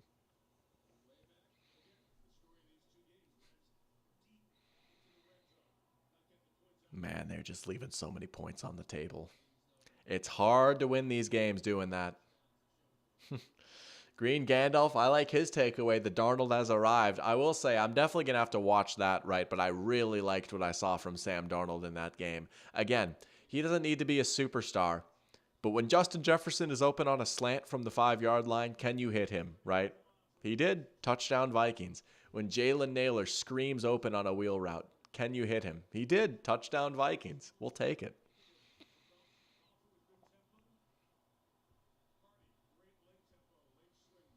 Great leg tempo. Got it. All right. Well, it's a 4-point game now, but man, to get all the way down there again and not come away with any points, that's tough. All right, I'm going to step away real quick. I got to refill this. I've been talking a lot. I'll be right back in a sec. You guys can make more small talk in the chat if you want.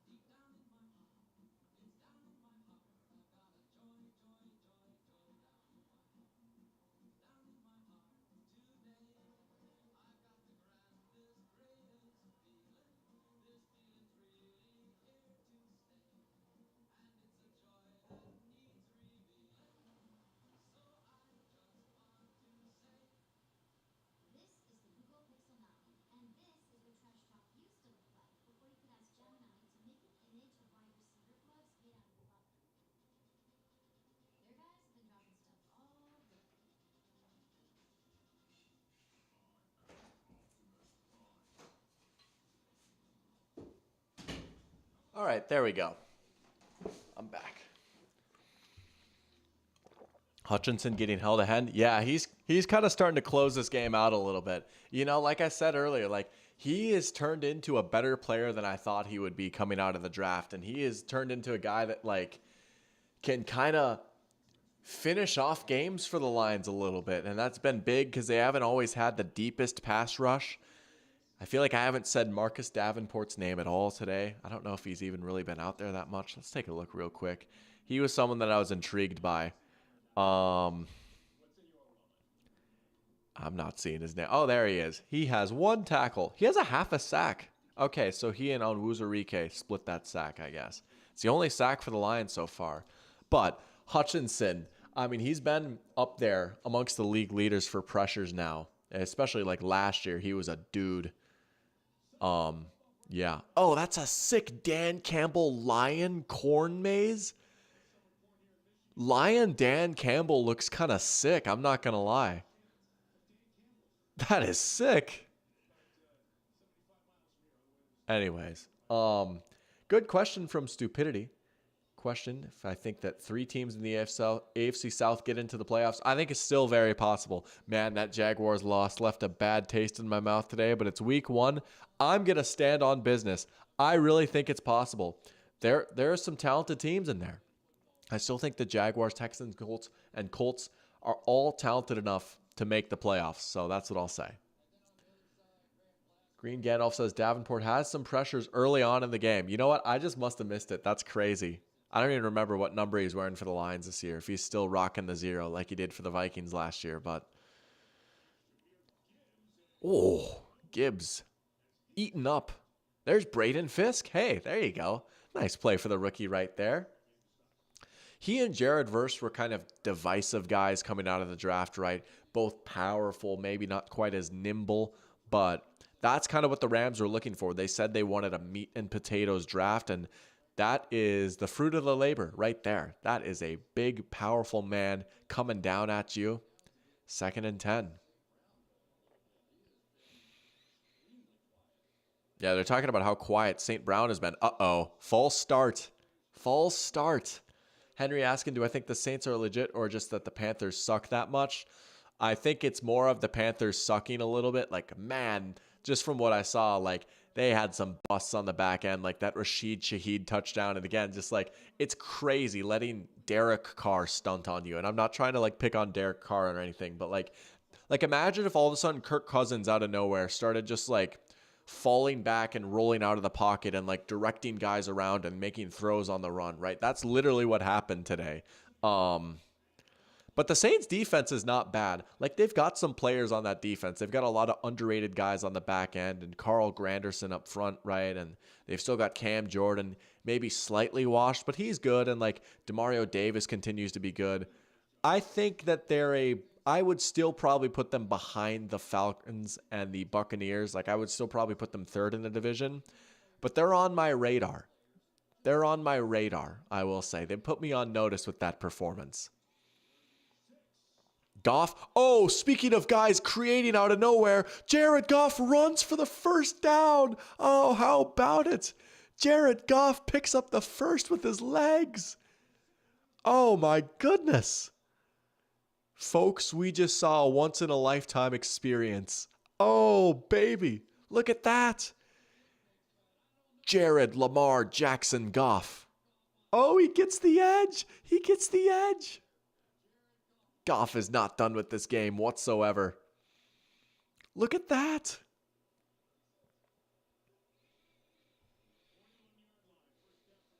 Fresh set of downs now. Oh, they're going to fake it.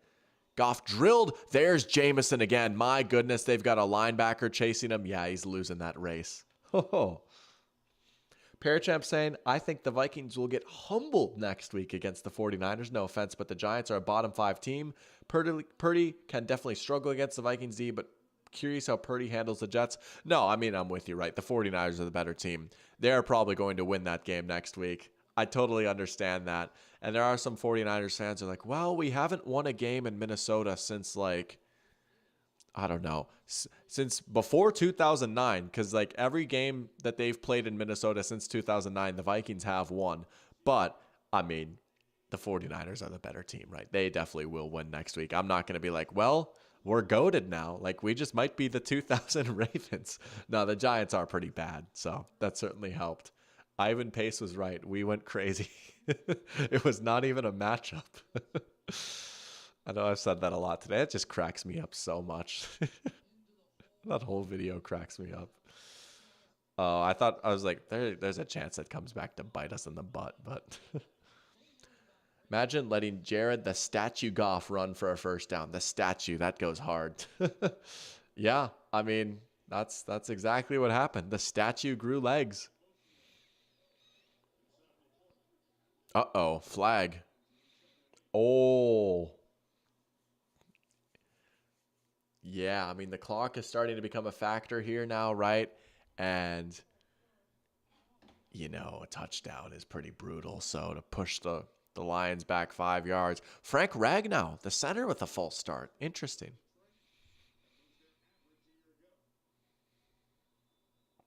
Second and 8, though, still. I mean, it's still at least decent second and 8. Penalties, fairly even between these two teams.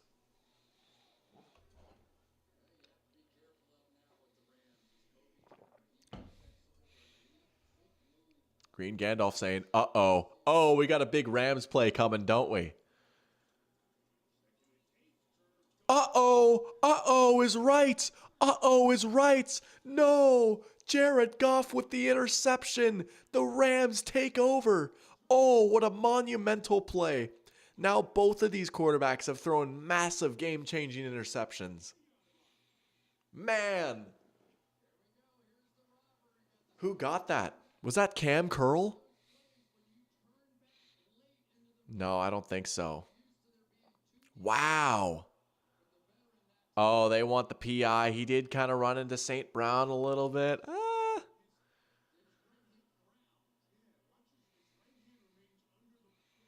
Oh, they're saying maybe he didn't catch it. Oh. Oh. Hold on a second.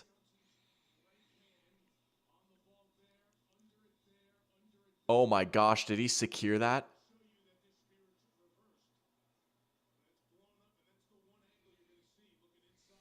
Wow.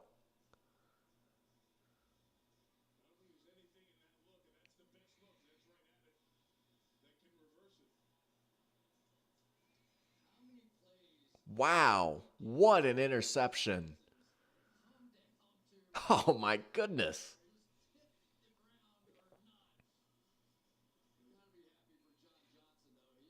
Yo, John Johnson. That's right. Is that the John Johnson, the same one that went to the Browns and came back? That's crazy. Let's see this angle. His knuckle kept it upright, and then you can't see. That's crazy. Wow, by a knuckle, that's an interception. Wow. There's Kupp on the out route. Oh, you got Kupp going up against Anzalone. You take that matchup every time. Anzalone's been a beast in the run game so far, but you get Cooper Kupp running out towards the sideline on a linebacker. Sean McVay has the look of murder in his eyes right now. You know this Rams team wants it so badly. I mean, obviously the Lions do too, but wow.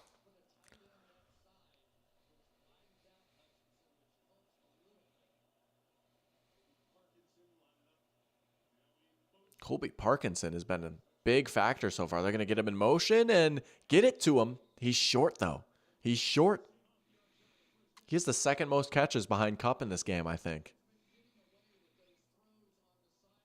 They've been going out towards the sideline a lot. Here you go. 3rd down and 1. Stupidity asking what I think about Minshew. I think he might crash out, to be honest. I thought he got away with a lot with the Colts last year, and Shane Steichen was doing his best to make him into his puppet. Yeah, I didn't think he looked that great today. I'm not super high on Minshew, to be honest. Looked for Kupp there. Oh, he got it. Is that Tutu Atwell? No. It's Tyler Johnson. It's Tyler Johnson. He fit that one into Tyler Johnson. Wow, he just had to completely swivel his head to the other side there.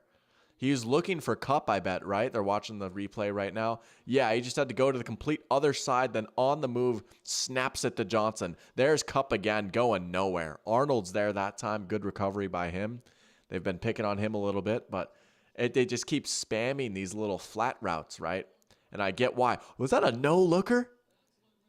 Oh, was that a no-looker? Oh, Matthew Stafford, you've done it again. Wow. All right, we've got some heat to this game all of a sudden.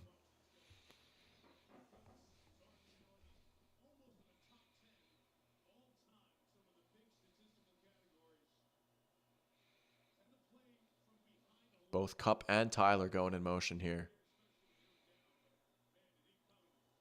Oh, Tyler Johnson. No, that's not Tyler Johnson. There's Demarcus Robinson. Rams are ramming down the field. They really are right now. They got another big third down, though, but they've been able to get a few more chunks in the passing game now, it seems like. They're just kind of opening it back up to Stafford here. They might run it here, though, with Kyren. You got 2 shots to get 1 yard here. You absolutely cannot, kick it back to the Lions. Kyren got it. He got it. Davenport's 92. Okay, there you go. Stafford going over the middle again. Yeah, he loves that middle of the field. He's turned into a good compromise between what Matthew Stafford wants to do and what Sean McVay wants to do.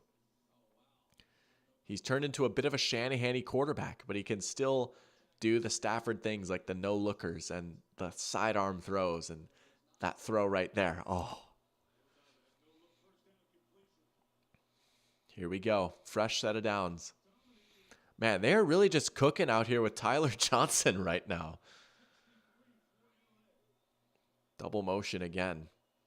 Stafford down the field. Oh, did Kupp catch it? Did Kupp catch it? He did. What a catch. What a catch by Cooper Kupp. Henry saying he needs one more Kupp catch to win his matchup in our Dynasty League.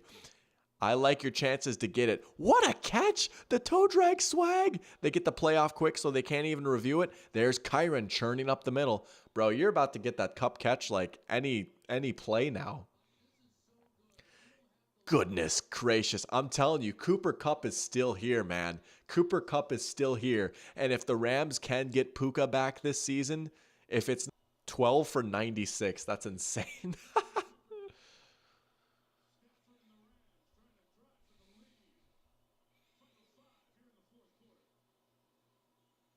Uh-oh. Oh, Stafford made a miss. Stafford just juked Davenport. Stafford is really starting to heat up now. Oh, my goodness. Stafford just juked Marcus Davenport.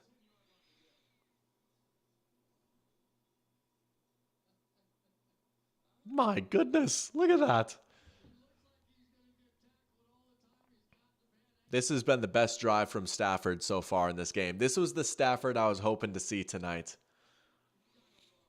He's locked in right now.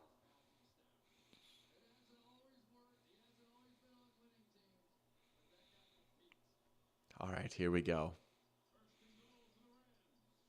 Play action. Yeah, let Stafford cook again. There's Kupp. He's in. Touchdown. Touchdown, Cooper Kupp. There's your Kupp catch. Oh, my goodness. Uh-oh, audio issues. Hopefully not. Is my audio cutting out? Let me turn up my volume here. I think it sounds good for me. Uh-oh. Man, what an answer. What an answer. Cooper Kupp with the touchdown. Puts him over 100 yards on the game now. That's insane. Huh, that's weird. Maybe try refreshing or something. Kick is up and good. Still plenty of time, though, for the Lions. Stream was a little choppy earlier, but it seems smooth now. That's good. Still a lot of time for the Lions here. 4:30, that's a decent spot for them to live in. They only need the field goal, right? But a touchdown drive, like you could totally conceive of a Lions touchdown drive that takes about 4 minutes and 30 seconds. Yeah. Things might still play out nicely for the Lions here, but they got to move the ball. They got to move the ball. The Rams defense has been faring a lot better here in the second half. Stafford finally taking out his anger on what his wife said on that podcast on opposing defenses. That was a classic Stafford drive right there. Again, this is what I was so excited about. This is what made me pick Stafford as my dark horse MVP. You get a quarterback that talented with those good receivers and Sean McVay as your head coach. Awesome things are going to happen. And it hasn't been perfect today, but that right there is what gets me fired up to watch Matthew Stafford play football. That's awesome. That's awesome. We got Krempy in here saying he dislikes Daniel Jones, by the way. Welcome to the stream, Krempy. Hey, good game today, man. Daniel Jones, hey, one more year and you'll be freed from his shackles. Hopefully we can get the bad man out of there, right? Get Daniel Jones out of New York. Oh, I was thinking about you today during that game, though. I won't lie. Ivan Pace was right. Parachamp saying, man, if the Rams had scored before halftime, there would be so much pressure on the Lions. Yeah, or even if like they were able to turn one of those drives in the red zone into a touchdown. But yeah, just like a lot of what ifs for the Rams that you think, man, like that could still come back to bite them. But yeah, like especially right before halftime, that interception, that's tough. No, your Bijan prop cashed in the first half. You absolutely nailed that. I'm so sad. Trey McBride sold us on the pigskin parlay. He missed his receiving yards prop, but you absolutely nailed the Bijan though. That one cashed easy. And I did end up still hitting one. I put another one down on it was the Caleb free space and then Justin Fields rushing yards. So we still got a little bit of money for the Dr. Pigskin fund. So we'll take that. But good to see that Henry's audio is fixed as well too. So that's good. A little bit of teamwork right there to get the audio stuff worked through. But here we go. We got another good finish to this game, man. Oh, I wouldn't mind another round of this in the playoffs. I don't know about you guys. I would not hate seeing these two teams play again in the playoffs.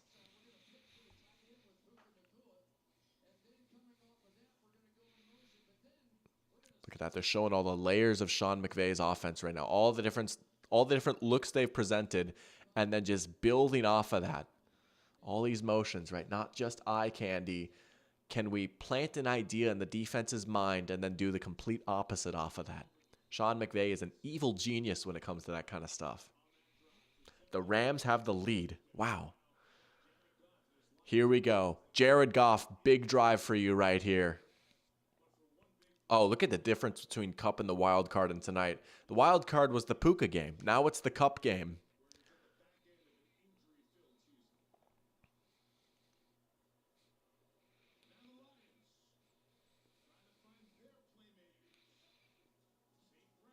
There you go. Yeah, go to Amon-Ra real quick, right? Get him involved. You haven't seen him.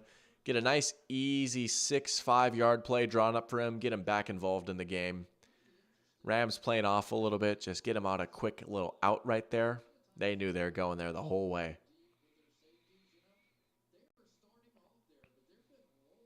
Dang, Rams have 376 yards. I mean, they really have been moving the ball. Yeah, this is definitely a contract drive right here for Jared Goff, right?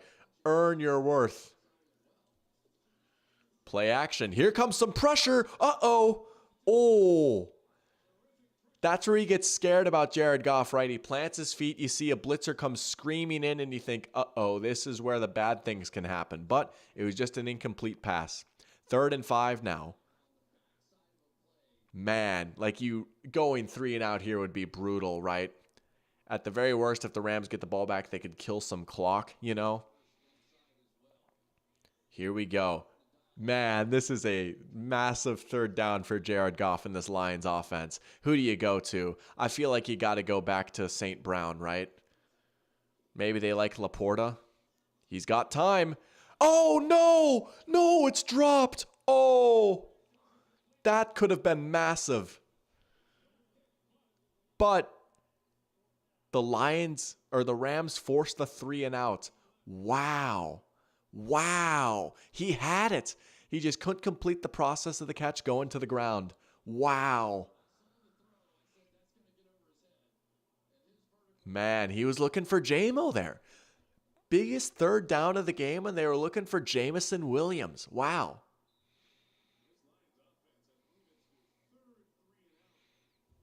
Henry saying he's been disappointed by the lack of big Gibbs plays. Yeah, we haven't seen any explosive runs from him.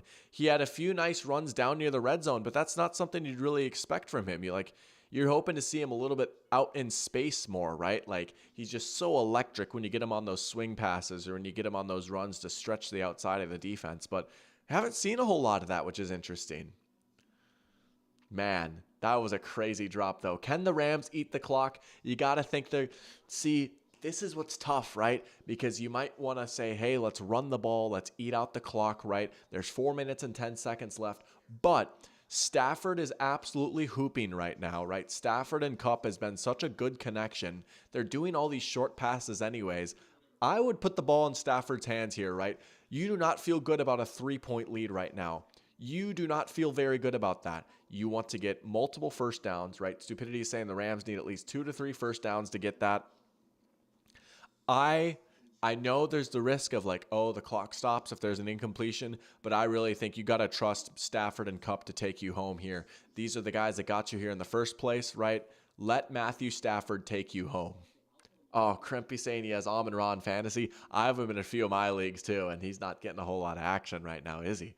I took him really high in the league with some of my Fargo friends thinking, oh, St. Brown, easy 8 catches every game, right? Just catch, but haven't had that today.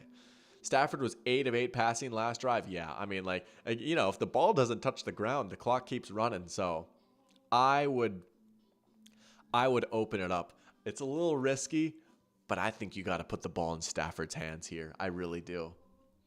R.I.P. Krempy. Yep, nightmare scenario for the Dolphins. Wow. They live rent-free in my head. That's so sad. Nightmare scenario for the Lions.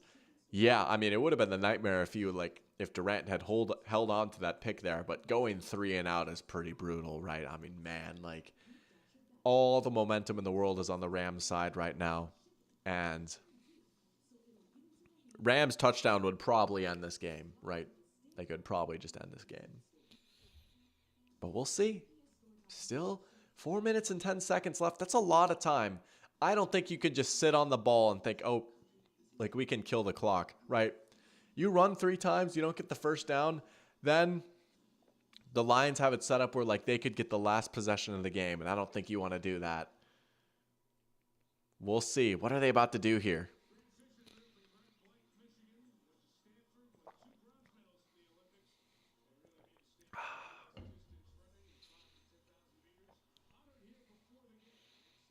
I think they're going to pass it. I really do. I think they're going to throw it here on first down. They are. There's Kupp. Look at that. That's realistically probably better than a run, right? You get a solid 5-ish yards right there, and the clock keeps moving.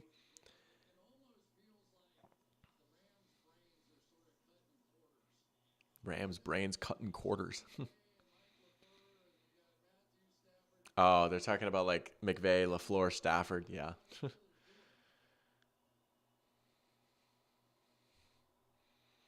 Find it weird that they didn't replace the onside kick. Yeah, they're going to do something, right? I mean, the onside kick was just too hard to recover. Here you go. They ran it all the way down to 1, that play clock. Oh! Looking for Tyler Johnson. That is a big incompletion right there. Clock stops. 3rd and 5. All right, Sean. That was a risky throw. Parachamp thinking there might have been a flag there. Let's see this back. Yeah, Stafford's falling back there. He's doing the little fadeaway. Look at that. Onwuzurike getting in his face again.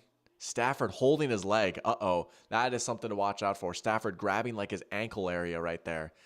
I wonder if the Rams are going to come back and run the ball here now. Was Stafford wounded a little bit? But I don't know. You got to get this first down, man. You can't go 3 and out. Pressure again. Oh, it's caught. Oh, my goodness, it's caught. Robinson came back to the ball and caught it. Wow. Oh, you're talking about roughing the passer. Yeah, I see what you mean. Oh, my goodness. That was nails from Stafford. Look at all the pressure at his face, and he puts it right where it needs to be. That is an unbelievable throw by Matthew Stafford. Oh my goodness. Redonkulous, Chris Collinsworth says. It is. That's a good way to put it. That was nails. Now they're going to try with Kyren. Nothing doing. Look at Hutch just kind of punch the ball there. Now they're going to call timeout. Yeah, that's a right call right there. You got 3 timeouts and the 2-minute warning. After getting a stop behind the line of scrimmage, you got to call those timeouts now. This is your chance to force a 4th down right here, putting them behind the chains. Oh, that throw to Kupp was nasty too.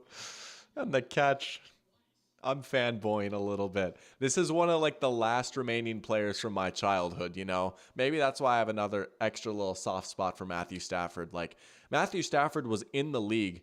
He was a rookie, like the first year I really got into football, 2009, you know? So it's cool to see him still be one of the last few guys out there. Kupp tying his career high for catches. 2nd and 12, go back to the passing game, I would say. You can't worry about stopping the clock too much with an incompletion, because even if you ran it, like, you know, the Lions would just call timeout anyways. So, yeah, you got to pass it. I think they will, based off this formation. Probably go to Kupp, right? I mean, look at him. He's slightly uncovered in the slot. Motion. Oh, they're trying to see if they're man or zone. Flag. Oh, no, it's a false start. Oh, that's big. Oh. Wow. It was one of the backup linemen who jumped. Let's see this. Yep, he flinched right there. Yep, 110%. 2nd and 17 now. 2nd and very, very long. We might be in for overtime. That's my prediction right now. Lock it in. 2:31 left. I think this game's going to overtime. Yeah, they'll run it. Kyren with a decent gain, but man, you're still behind the chains on 3rd down. Lions call another timeout. They're going to get the ball back with a lot of time here. They're going to get they might get a shot here. Oh my goodness. This game has gotten awesome. You know, it was a little bit of a slow start in the first half, but you knew, like, these teams are pretty good. This game, all of a sudden, has gotten awesome. 3rd and 10. Ford Field is a rockin'.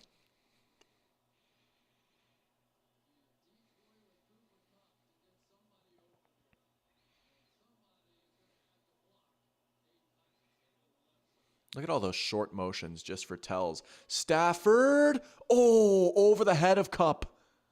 Wow. The Lions get the stop. The Lions get the stop. Wow.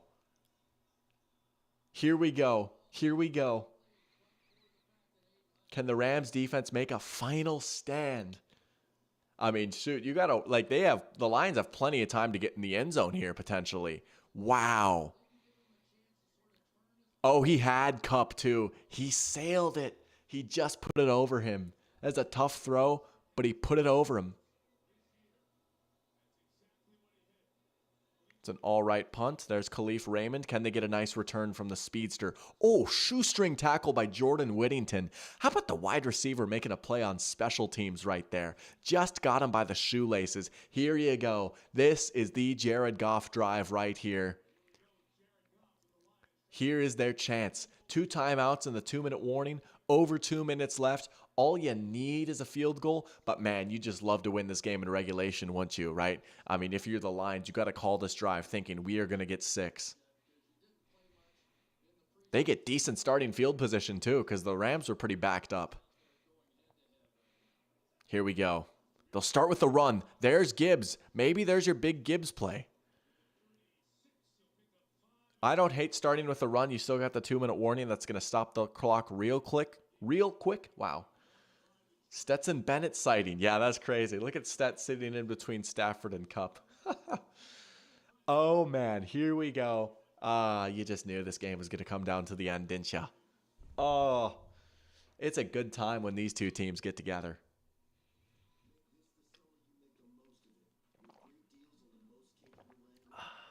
Man, football is so back. It's unbelievably back. It's back beyond comprehension.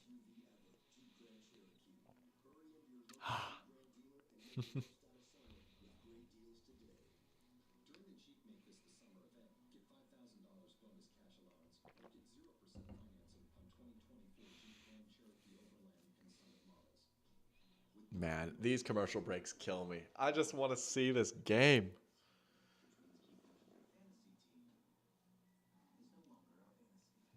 Let's see the final score of this Dynasty game. Yeah, Henry, you were taking a lot of my players that I wanted in that league. I was like, you and James were poaching some guys that I really wanted. It's like, dang. Let's see. Oh, yeah, you did. You pulled it out over Josh Allen. Look at that. Cooper Kupp, 32 points. My goodness. Oh, man. That's crazy. Yeah, I sat Kupp in my other Dynasty league for my super flex spot. I put in Baker, though, who got 29, which is pretty nice. But goodness gracious. Kupp. Kupp is back, baby. I have Kupp in another league. I don't think I'll quite be able to pull it out, though. Had too many duds on the rest of my roster. Oh, well, actually, no. I might. Kupp has just been that good. Wow. We'll see how Breece Hall does tomorrow, but I might be out of the woods. Puka getting injured bailed me out big time. Hey, he was locking on to Kupp pretty early in the game, even before Puka got hurt. Maybe he wouldn't have gone quite as crazy, but that definitely did help.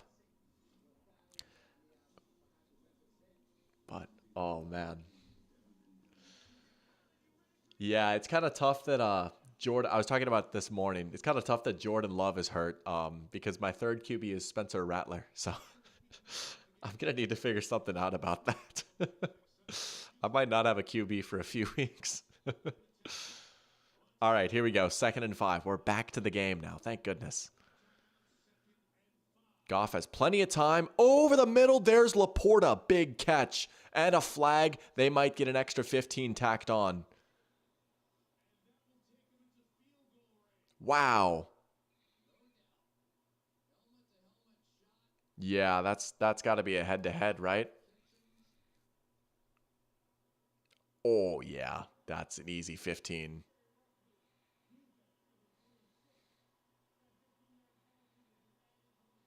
Oh. Yeah, those are hard to watch. They're already in field goal range now. I mean, now if you're the Lions, you almost want to be careful and not score too quickly.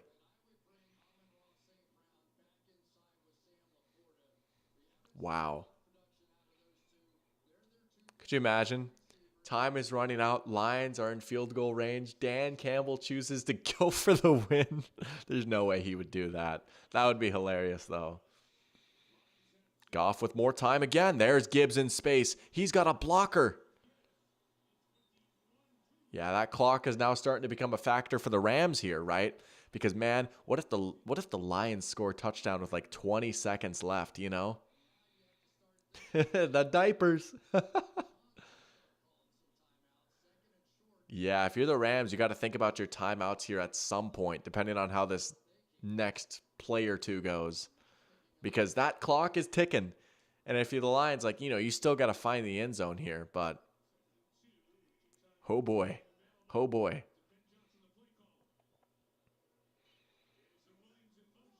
They're going to pass with Goff again. Goff looking. Oh! Gibbs slipped. Oh.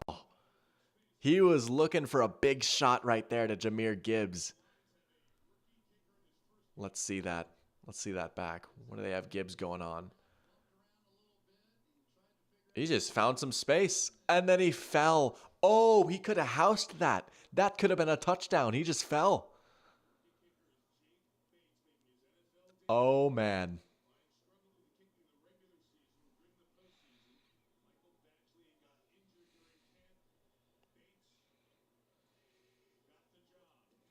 Here's Gibbs. Oh, we got there. Wow. Getting out of bounds kind of helps the Rams, honestly, there. Nah, Gibbs was looking nice on that carry, man. He just makes defenders look silly in the open field. Whoo, whoo, whoo.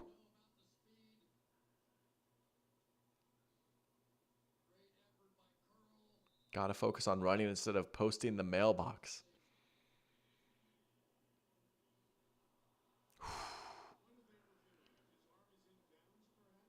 Oh, maybe.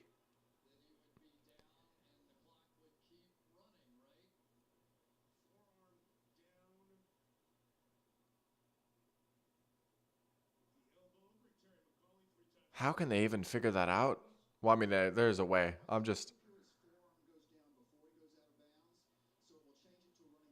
Wow.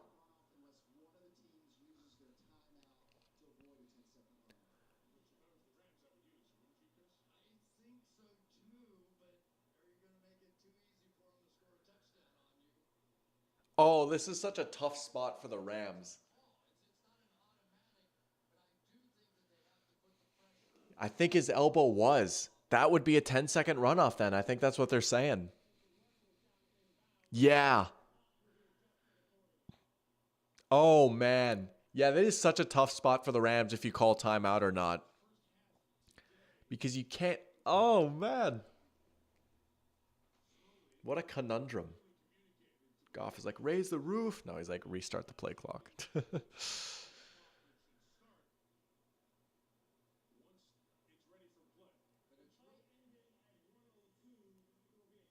Okay, so 52 seconds. The Lions fans are booing. That's good for them. I feel like that's good for the Lions.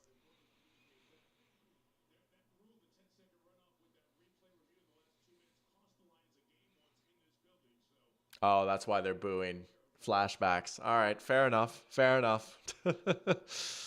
All right.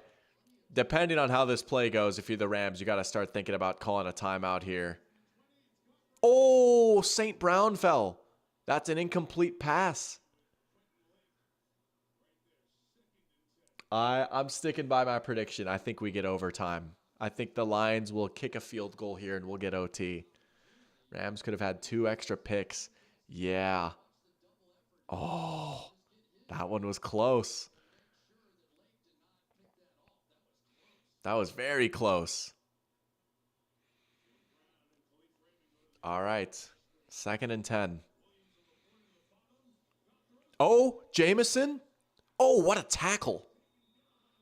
Oh, the Falcons-Lions game that ended with a 10-second runoff. Was that 2020, right? I'm trying to remember. They're not calling a timeout. Oh, this is making me anxious. Okay, I think someone did now. The Lions called timeout. All right.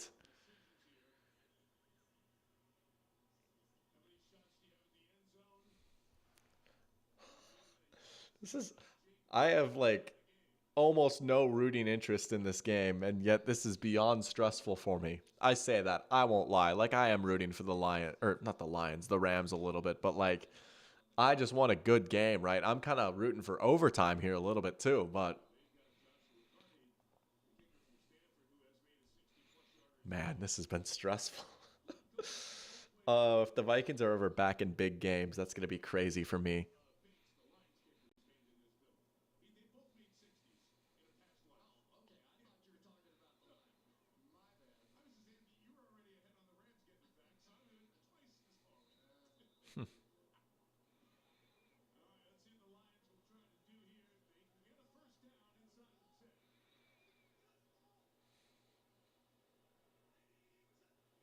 All right. Goff on the move. Oh, it's dropped. There you go. 2017. Okay, there you go. Wow. They're going to kick. They're going to kick. It's Jake Bates time. I feel like we're in for overtime. I mean, the Rams would have to be awfully greedy to try and get a field goal of their own. They do have 3 timeouts. Maybe you try one play and see what happens, but you got to be careful, right? You can't soil the game away. So much for going to bed early. Oh, I don't care. I'll take this 10 times out of 10. How funny would that be if this game ended in a tie? Money. There you go. Money. Oh, I was thinking about that too. If he like doinked it or something, that would have been crazy. 17 seconds. I will say, if the Rams choose to not run the kickoff out though, you have maybe 3 plays to get into field goal range. I do think we're going to get overtime. If I'm the Rams, I think I try. I think I try and get into field goal range here. But I definitely smell overtime. I don't know. Can they have a little Chiefs moment here? There's no way, right? That's probably too far to go, but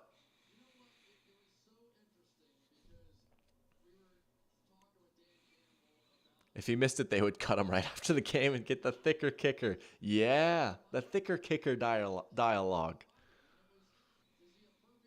Could try a couple of deep shots. Oh, yeah, I mean, you could try and get like 10 yards on first down, call timeout, and then just get weird with it, right? You realistically can probably do 2 or 3 plays before he can kick a field goal here. So get a little 4 verts going, right? A little seam ball with Stafford maybe. If I'm the Rams, I try. Yeah, just let that go. All right.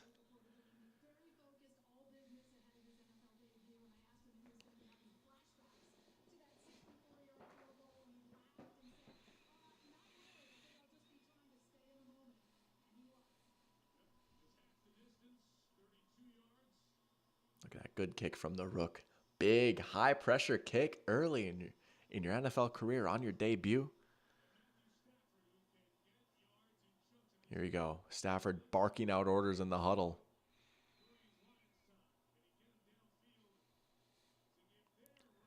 What do they have cooked up here? What do you have cooked up? Quick snap it. They quick snap it. Stafford. Oh, it's nearly intercepted. Oh, they were looking for Kupp. They were looking for Kupp. That was nearly picked. Oh, they're playing with fire now. Uh-oh. Davis is hurt.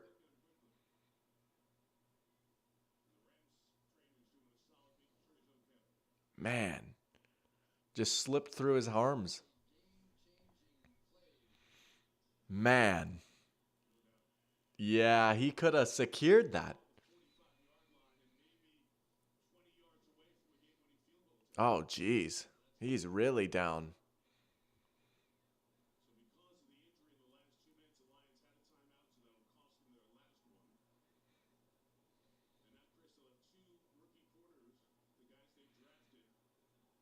Oh, there's Ennis Rakestraw.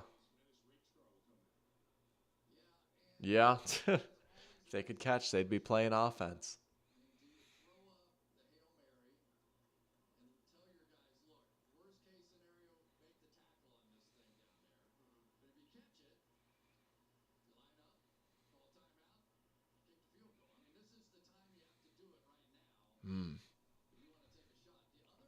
Sean McVay is saying something.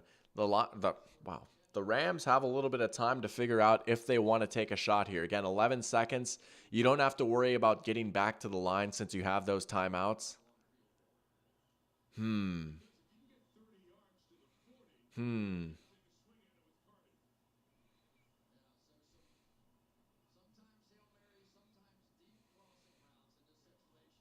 I think they're going to try another play here, aren't they? I think they're going to try one more shot. I think they're going to try one more shot.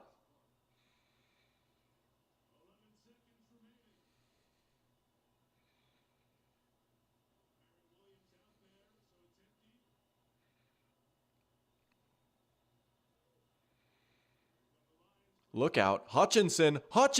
Stafford goes down. Hutchinson sacks him. And we're going to overtime.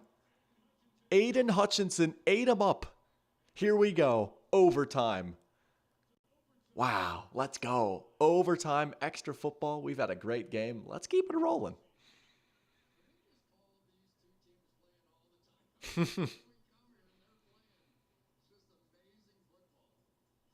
Wow. Yeah, we've got ourselves a banger of a game here on Sunday night. Oh, the coin toss, the dreaded OT coin toss. Man, don't you just think whoever wins the toss is going to go down and win this game? Don't you just see a walk-off touchdown happening here? Henry asks, he wonders if the Rams could have managed their timeouts better to give themselves more time. Yeah, there was that one. It was after the running play with Gibbs, I think, right? One of those plays where no one called timeout for like a solid 10 seconds, and that could have got them an extra play or two. They held on to their timeouts too much. Rare Sean McVay, too many timeouts moment. Here we go. Here's the regular season overtime rules. I'm looking forward to seeing the John Boys overtime rules tweet. Opposing team must acquisize.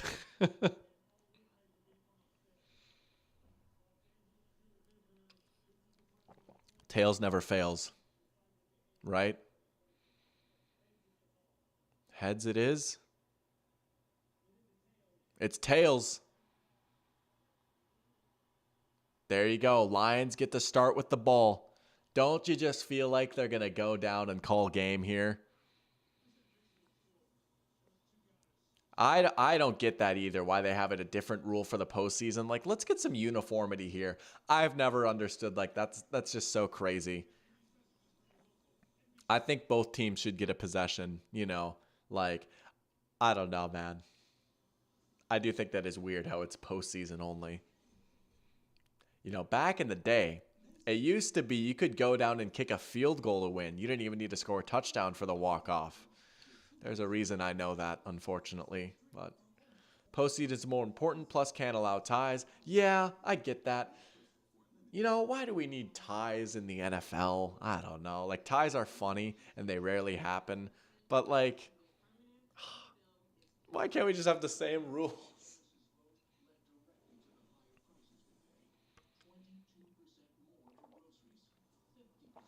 Yeah, I guess. Oh, those owners. The stingy owners. Yes, I definitely watch football for the owners. I love Ziggy Wilf. Follow the dollar, though, right? That's a fair lesson in life. Follow the dollar.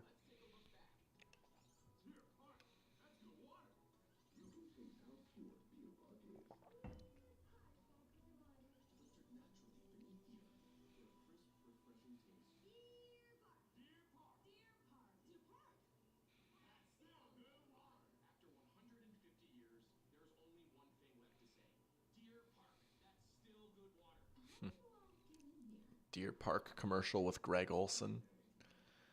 Do you know Deer Park is just Nestle water, just like rebranded across different regions? I grew up with Ice Mountain. Ice Mountain and Deer Park are the same thing, believe it or not, just different branding. That blew my mind. That shocked me. Fun fact. You want to talk about following the dollar?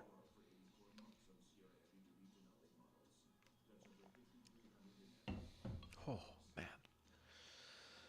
All right, commercials. I've seen this Crystal commercial like 8 times already, man. I'm not hungry for Crystal right now. I had no idea what Crystal was before I moved to Georgia. It's like Southern White Castle, for those that might not know. Sliders. They have a little bit more in Sliders, but I've actually never been to Crystal before. Water is water. I know, crazy, right? Some shocking realizations here.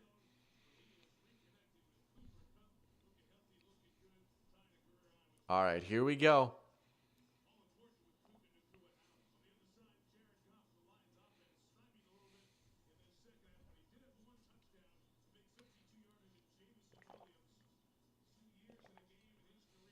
Wow, Jamison Williams, 5 for 121 and a touchdown. Yeah, he's been a big player for them today. Here we go. Lions will start with the ball, and maybe they'll end with it. Maybe they'll end with it.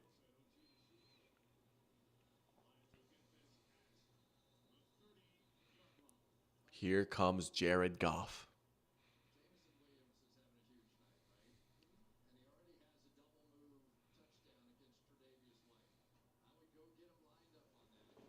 Yeah, no, Stafford has thrown the ball so much in this game. And the Rams have just held the ball so much more, too. Is that Laporta lined up at fullback? Okay, now they shift him. That would have been crazy. There's Montgomery. Oh! It's Khalif Raymond on the end around. That's a nice play by Ben Johnson right there. When you think end around, you think it's going to go to Jameson Williams, but Khalif Raymond has got some speed on him too. They caught him by surprise right there. They thought, hey, we haven't given it to David Montgomery in a while. Let's get it back going with him. But they pull out the speedy on the end around. That was nice. That was a nice play designed by Ben Johnson right there.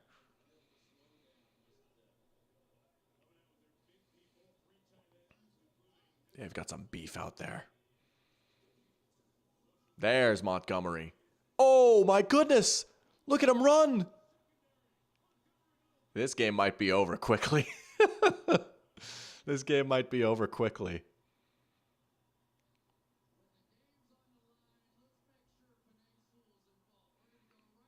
Look at this Sewell block. Oh, yeah. Nice.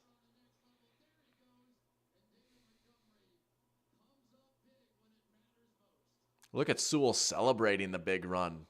Look at the offensive lineman. All right, man. 2 straight haymakers by this Lions offense. Can the Rams counterpunch? No, they look gassed. Look at Montgomery still running. Oh, the Rams look so gassed right now. Montgomery might be the closer here. Man. You could either close it out with speed or the power of Montgomery. And man, it's been a long game. And now you can just turn it over to your powerful running game to try and take you home right here. Look at just slipping off all these tackles effortlessly.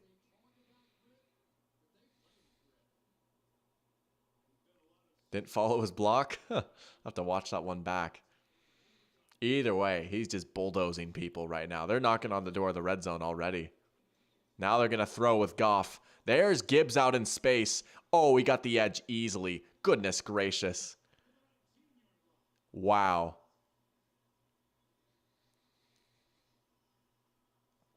This one might be over in a hurry.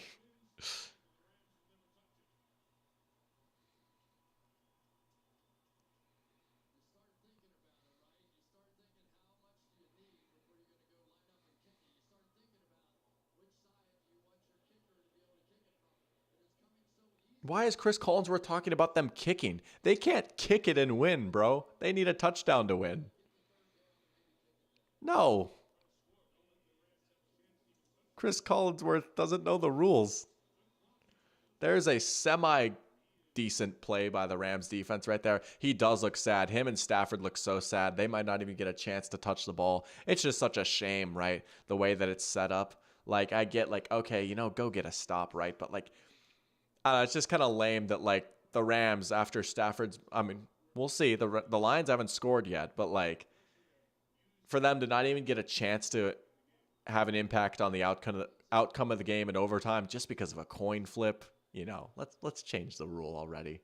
But here you go, 2nd and 7. Montgomery, bulldozer, might not have quite gotten the first down. It's very close. He's just short. The fact that it's even 3rd down is big because they haven't faced a 3rd down yet in overtime. But the way they're running the ball right now, if you're the Rams, you almost flirt with calling a timeout here just to give your defense a break and so you can get set up for this also important 3rd down. They're not going to do it. It's going to be Montgomery, right? Or do you think they'll go play action for the win? They might try and do a little play action off of this. Nah, Montgomery. Churning and burning. Oh my goodness, he's almost in right there. Yeah, this game might as well be over. My goodness.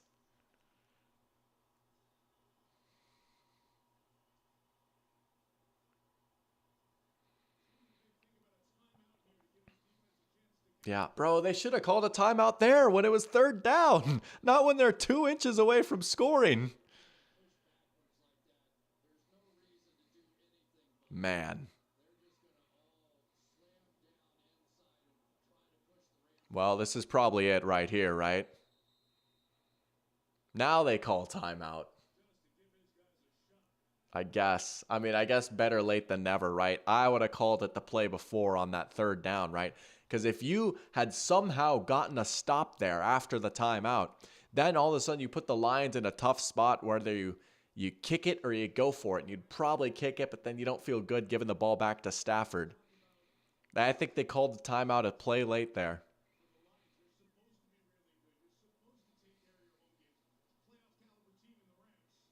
This is probably it right here, though, right? I mean, they're inches away from scoring. Poor Stafford, man. He's not even going to get a chance. I know. And I mean, like, it's like, you know, if you're the Rams, like, you got to do better than this, right? Like, they just got absolutely fried, you know. So that's understandable, but it'll probably be just Montgomery for the win here. Yeah. Touchdown. Well, that was still a good game, though. We definitely got our money's worth in that one. Good game. Good way to end what was a heck of a week of Sunday NFL action. Oh, that's so unfortunate, though. Man, what a win for the Lions, though, to be able to survive that onslaught, right? Oh, man. That was a peak Lions drive right there at the end. Just run the ball down their throat. They had no answers. They only threw the ball once in all of overtime. Look at that. But yeah, that's a gut punch right there for the Rams. Losing Puka for a little bit, and then the Lions come and steal it at the end. Oh, tough. I wonder if that'll be the last time we see Stafford on this field. I wonder how many more years he's got left, you know? Man. That's so tough. Stafford still can't win at Ford Field for as good as he played today.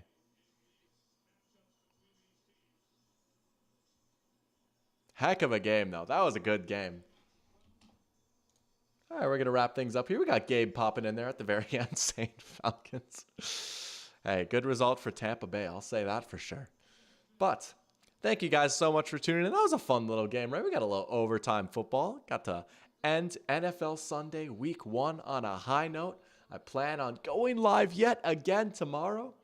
We're gonna do all the primetime games Week 1. We have so many good games, and I'm so fascinated with this 49ers Jets game. So we'll hop on live for that one, and then we'll just kind of play it by ear from there. But expect a lot more of these game streams, a lot more Pigskin pregame. Gonna try and get back in my bag with working on this next video. But yeah, thank you guys so much for tuning in. Appreciate all of you. Parachamp saying take care, Doc. You too. Thank you guys. That was a fun night. Fun day, really. I got to wake up with you guys and go to bed with you guys. So thank you too, Henry. Oh, that was awesome. You have a great rest of the night too as well. You guys take care. Until next time, the doctor is out. See you later, Gabe.